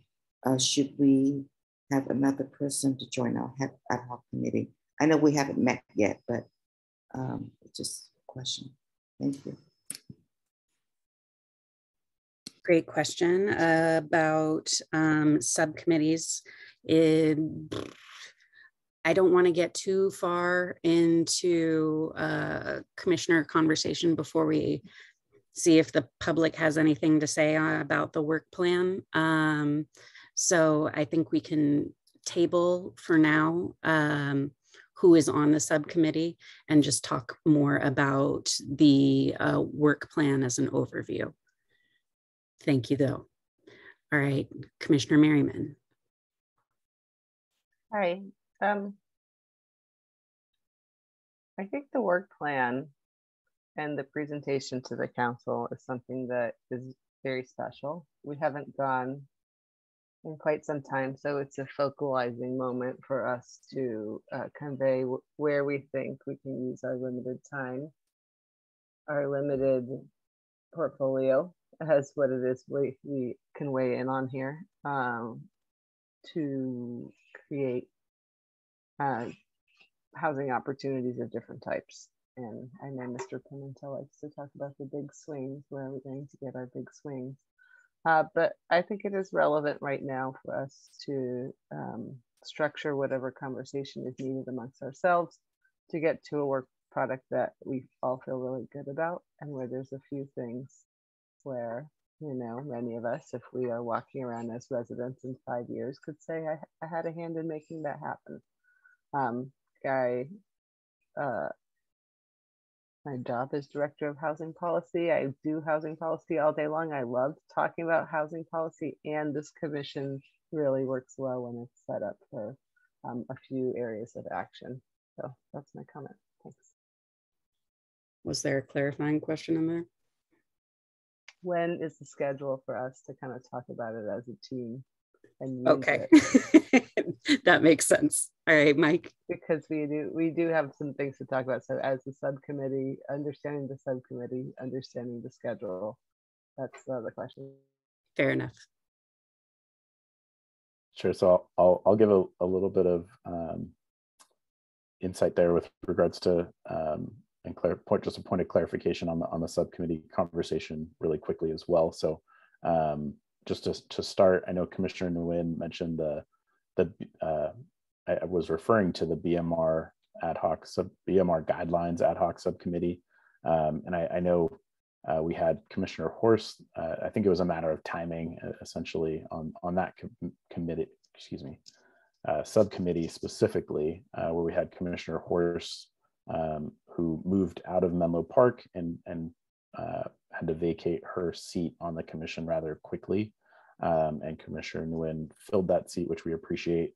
I think at that point of the stage of the BMR, like most of the subcommittee specifically had done most of the legwork that they needed to that point. So I think we'll pick back up the subcommittee discussion and nominating for the BMR ad hoc subcommittee probably at a later date, especially as we get closer to the phase 2. The subcommittee that I was referencing would be specific to the work plan, and that would be a newly created subcommittee. That subcommittee appointment, so that could be a potential action. So my earlier point, we're not required to take an action, but we can formally appoint members, or by acclamation is allowed as well for appointments onto a subcommittee. So if 3 members of the commission wanted to be on an ad hoc subcommittee specific to the work plan, that can be organized this evening. Great. But before we go to forming a subcommittee, I want to see what the public has to say, if anything, about the work plan. So does anybody else have any Housing Commission members? Does anyone else have any clarifying questions? All right. This is my looking for questions dance. And there you go. Seeing none, I think we can move on to public comment, and I'll turn it over to you, Mike.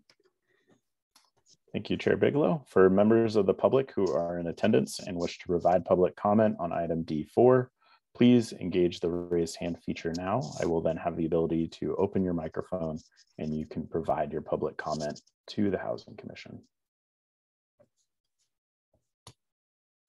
And we do have a public comment. One moment. And our first public comment will be, will be Karen Grove. Karen, you should be able to unmute your microphone and address the commission.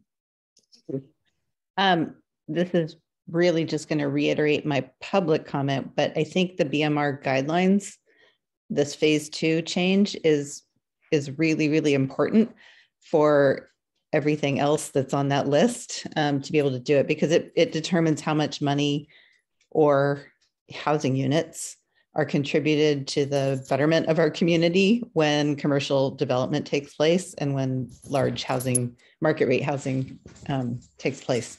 So I think that's a really important one because of what else it makes possible. And the other thing that I think is, sort of non-negotiable is the housing element.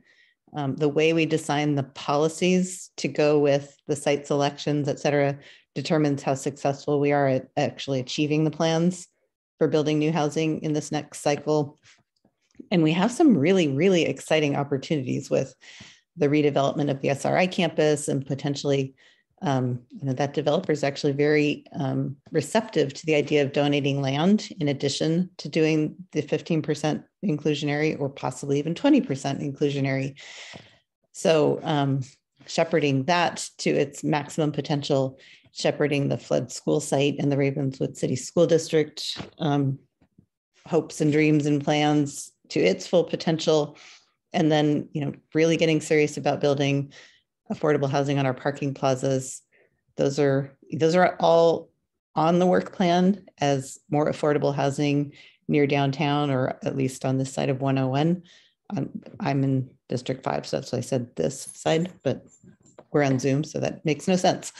And so that's rambling. But anyway, those would be my recommendations.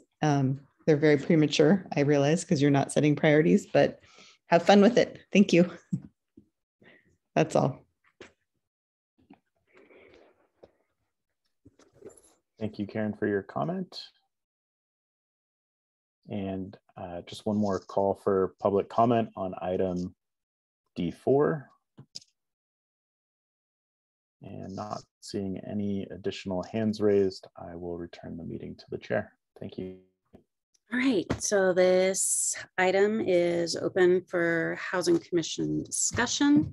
We can talk about the work plan, the creation of a subcommittee to work on what the priorities are for the work plan, any of that good stuff. Any thoughts?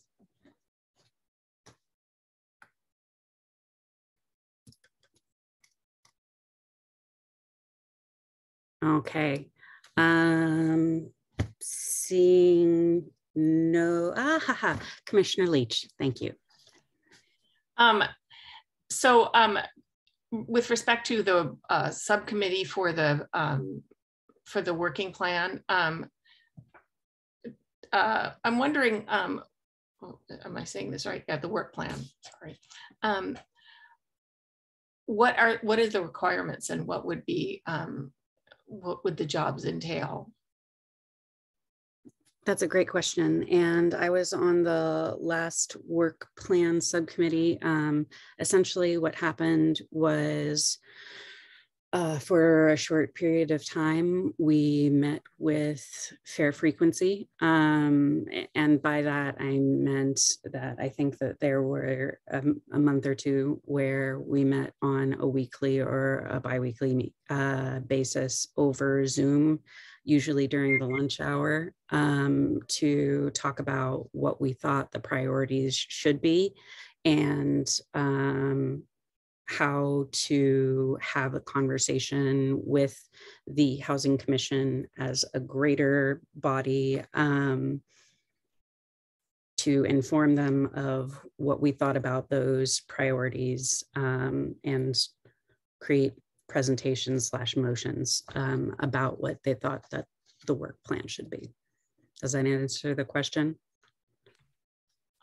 Yeah, and then I'm also wondering, this might be in there, but when is the deadline for when the work or recommendations would be due?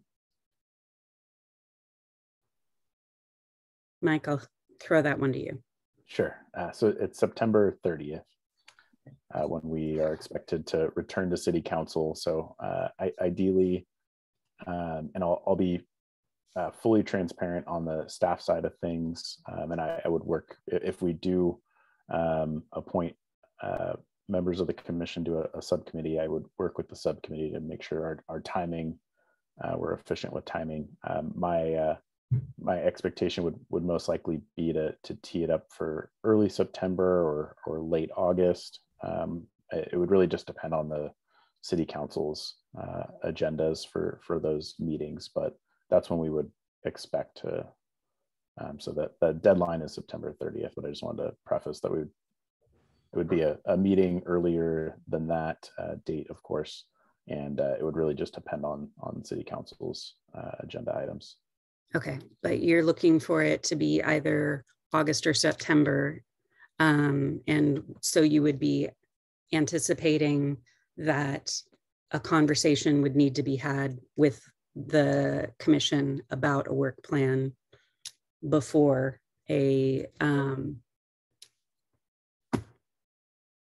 before it can go to city council, correct? Right, and I'm happy if there were a subcommittee created, they would have to craft a proposal and then present it to us, and then we would then take that proposal should it move forward. So that's a lot of ifs. And also they would be happening over the next 4 months. So just food for thought. And I'm happy to just talk through a quick scenario, if I may. Please. Chair Bigelow. So kind of just working backwards, we would probably tee things up because for the September meeting of the Housing Commission. So being that's the first Wednesday, it's still typically before 2 meetings of the City Council during the month. So we'd have a good option there if we're as our kind of our last point that we wouldn't want to push it any further than that. I will also mention that although we may have housing staff hired by that time, but I can't guarantee that. I would potentially have a parental leave coming up in the summer as well. So that's something I would work with the subcommittee on as well. Just having a newborn at home and wanting to take advantage of that parental leave and time. But that's just me being transparent with regards to whether or not we have July and August meetings. I know the July meeting is, so this is just kind of thinking very far forward. The July Housing Commission meeting is sometimes hard to have a quorum for, being it's typically 1 or 2 days after the July 4th holiday. And I know a lot of folks are on vacation that week or tend to take vacations that week. So I know we've had trouble having a quorum and have sometimes canceled. So we'd, and whether or not, we, on the staff side of things, we'll definitely look to figure things out and work with the subcommittee and the commission as a whole on whether or not I'm in the office in August or not, or on leave. We'll make sure. But I would say if we're targeting the September meeting and knowing that we are going to need a quorum for that meeting to ensure the work plan moves on as scheduled, that would just kind of be working our way backwards. So. Got it. Okay. So sooner is better is what I'm hearing. So potentially it would be folks who are interested in working on the work plan would be over the next couple of months.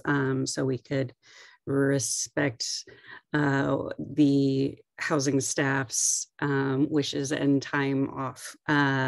Okay, great. Commissioner Pimentel, I saw a hand up briefly, but then do you have a question? Oh, did we lose him? I think we lost John. Okay. Commissioner Pimentel. Fabulous. Okay. Well, given that, there he is, Commissioner Pimentel. You are joined as an attendee. Mike, can we promote him?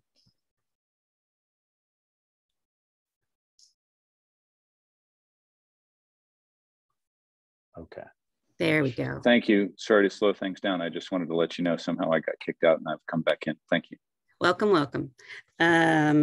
Tech happens. Okay, so given that there's a lot of stuff here, is anyone interested in moving for the creation of a work plan subcommittee? So moved. Okay, so I guess I moved, and Heather, is that acceptable, Mike, or is that a chair faux pas? So we don't have to have a formal necessarily a motion for this item. I would say if we have at least ideally we'd have 2 members on the subcommittee at a minimum, or ideally and a maximum of 3. So I think if we have 3 members of the commission that would like to be on that subcommittee specifically, and then everyone is in agreement by acclamation, that is pretty much all we need to do to make sure we have the subcommittee underway. Perfect. Okay, can folks raise their hands if they're interested in joining a subcommittee? They have the bandwidth. Someone join me. I mean, I'll do it. It's a party. All right, so there we go. Commissioner Nguyen, Commissioner Leach, Chair Bigelow. Love it. Yeah, thank you for being, so it's a good time. Thank you for being willing to work on this stuff, because there's some significant things to work through, and hopefully we can get through it fairly quickly, present it to Mike, who will work with us, and bring it back to the commission. Okay, perfect. All right, so there's no action for this item, but it sounds like we have created a subcommittee, which is fab, for the work plan. First meeting is to be decided, but we'll bring it back as soon as we can. And with that, I'd like to move on to agenda item E, reports and announcements. Okay, so first thing up is ad hoc subcommittee reports. And considering— Lost you. We can't hear you.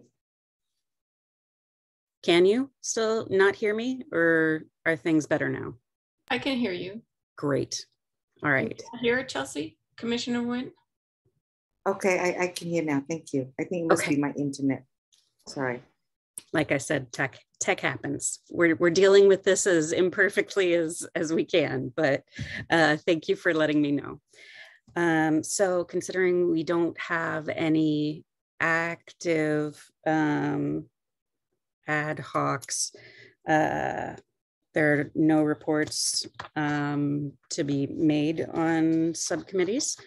So I'll move on to commissioner updates. Do we have any individual commissioner updates? Commissioner Merriman. I wanted to take a moment before the meeting was over to express gratitude for previous commissioner and vice chair and chair Grove, who I think approached the position as a volunteer position with quite a lot of enthusiasm and personal capacity, and really dove deeply into the subject matter. So I wanted to thank her for that. And I think on at least a couple points, I think she moved our city forward. So, and at the same time, leadership is sometimes taking a step back. So I welcome our new commissioners who are from a neighborhood that has not seen leadership from your neighborhood in a few years, since our previous chair and vice chair and Commissioner Tate. And I look forward to supporting you. Thank you, Chair Grove, and welcome to our new commissioners. Thank you. Much appreciation for calling that out. Okay, do we have any other commissioner updates? All right, seeing none, I just wanted to, again, say thank you to Chair Grove for all of the work that she teed up for us to do and helped us accomplish. And echoing what Commissioner Merriman said, welcome. We're so happy you're here, and really looking forward to getting feedback from the community from a lot of different perspectives. So with that, I think we can close E2 and see if there are any recommendations for future agenda items. Okay, I'm seeing none, so we can move right along. Can we go back to announcements? Sorry. No, because staff updates and announcements are next, woman. Okay.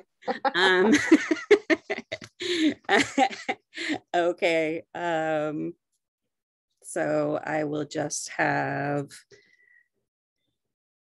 Mike. Mike will provide staff updates and announcements.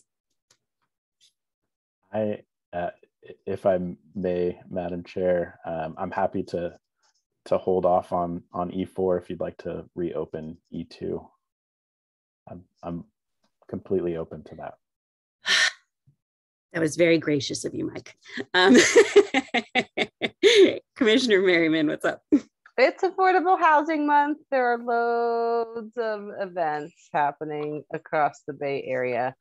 I counted 60 events happening regionally, and a good 20% of those are happening in San Mateo County. So I would love it, Mike. I can maybe send you a link that you could send to all the commissioners of the various happenings that are going on. I know there will be tours, there will be Zoom events, there will be workshops, there will be opportunities to meet and mingle with other folks that are doing the same thing that you're doing, grappling with the, existential housing issues of our time. And so I encourage everybody to take a look and see where you might want to plug in. Thanks.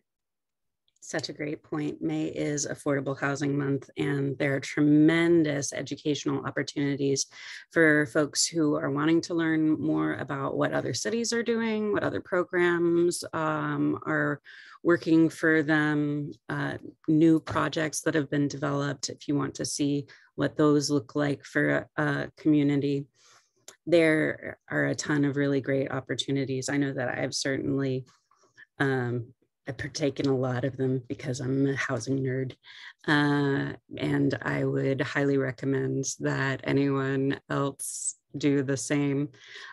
For the Zoom ones, I think that typically there are recordings that are offered as well, so you don't necessarily have to make sure that you're there at a specific time and date, but there's a whole slew of events over the next month.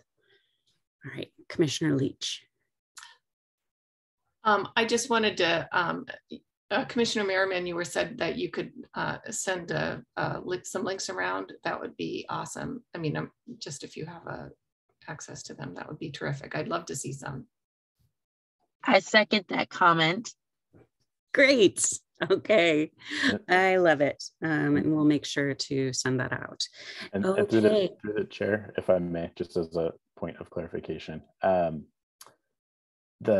so as far as, just so everyone's aware, as far as the process for sending things out, and this goes to kind of touches on our previous item on the agenda for D4 for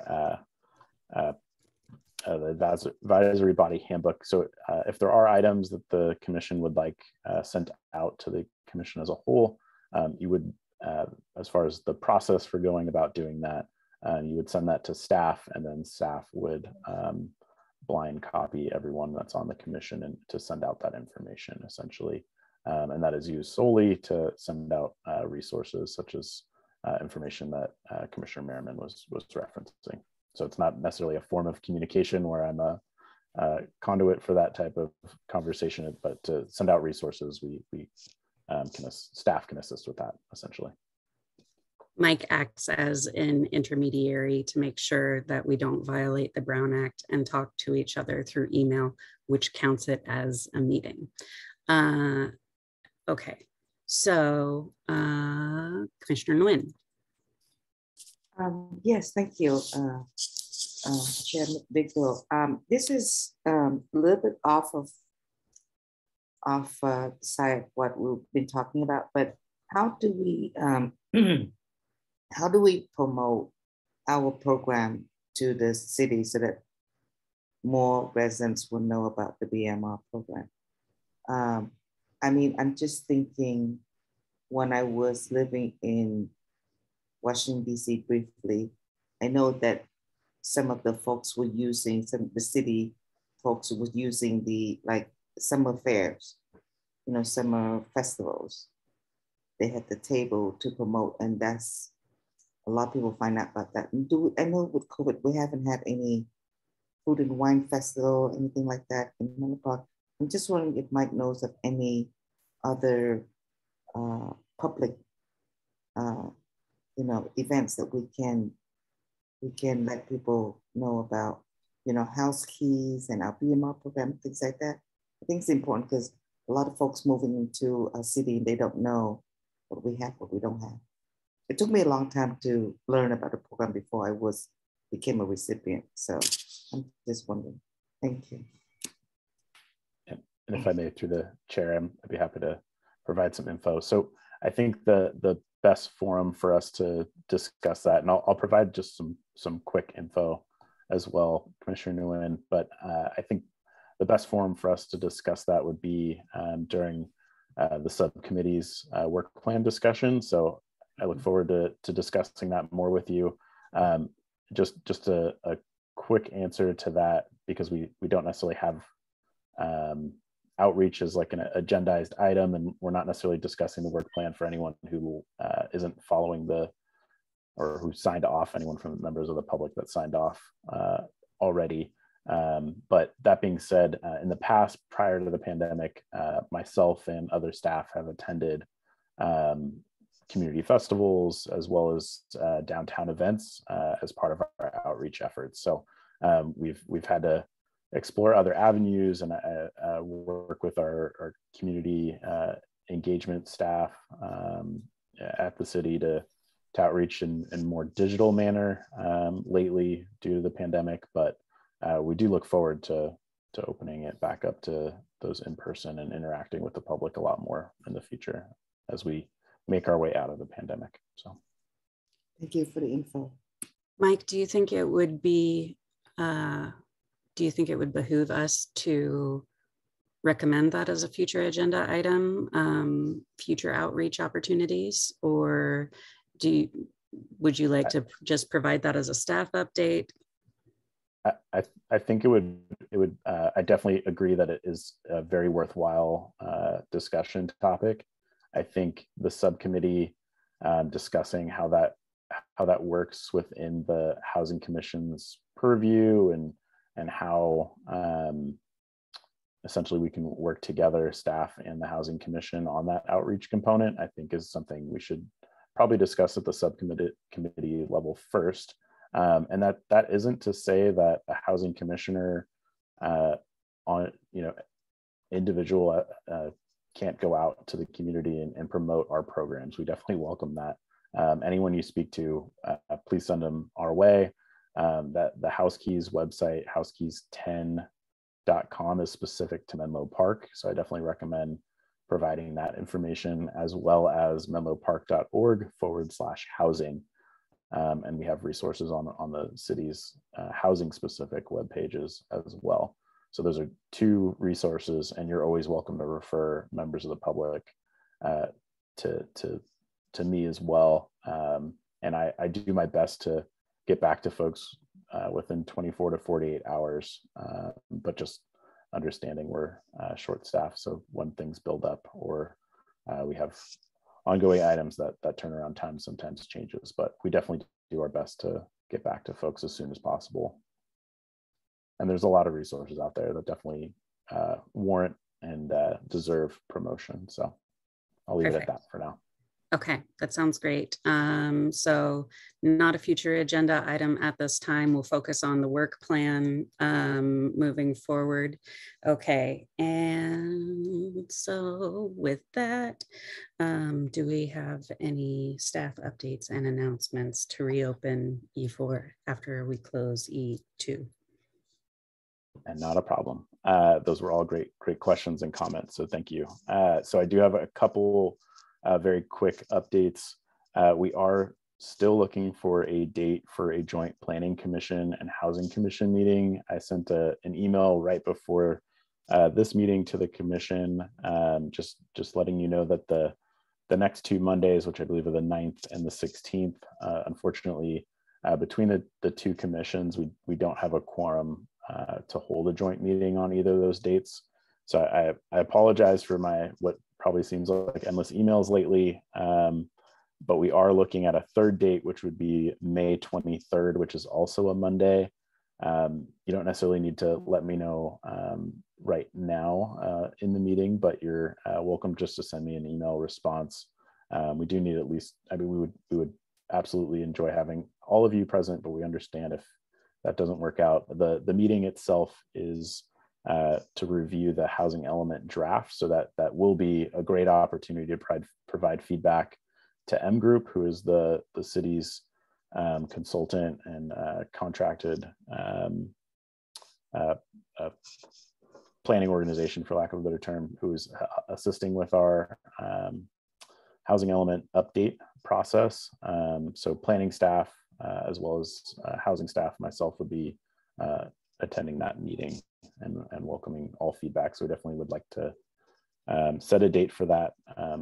So if you're able to reply to with your availability via email, that would be very much appreciated. So we're looking at 5/23, Monday, 5/23. Next update for our June 1st meeting. I have planned on sending an email with regards to this, but we need just out of to give the public an opportunity, as well as commissioners, to attend another public meeting that's going on that night. There is a plan to hold a reimagining public safety meeting that evening, which would start at 6 p.m. I don't have the details on the meeting specifically, but I think we'd like to allot an hour to an hour and a half for that meeting, and for folks that are interested to make their way over to the Housing Commission meeting.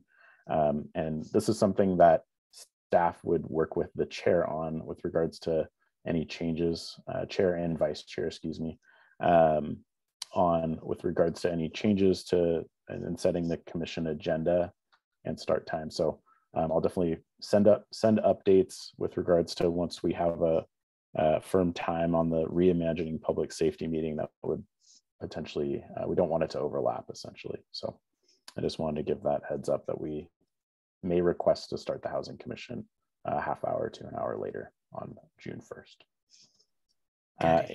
And just as to preface our June 1st agenda, right now staff is tracking a potential BMR and lieu fee proposal for 1350 Adams Court, which would be fairly straightforward. And then the larger item for the evening that I've been saving space for is the Willow Village inclusionary BMR rental unit proposal that we're expecting to come through that evening, and we'll want the Housing Commission's input on and recommendation essentially. So staff will provide updates to the commission as a whole, and we'll work with the chair and vice chair to wrap that up on staff updates. And those are the updates that I have for this evening. Thank you. Perfect. Thank you so much, Mike. Okay. So now that we've moved through our reports and announcements, I will say thank you to our new members for being here for their first meeting, and adjourn us at 9:03 p.m. Have a great night, everyone. Thank you. You too. Thank you, everyone. Good And night. welcome to our new commissioners. You have a good night. Thank you.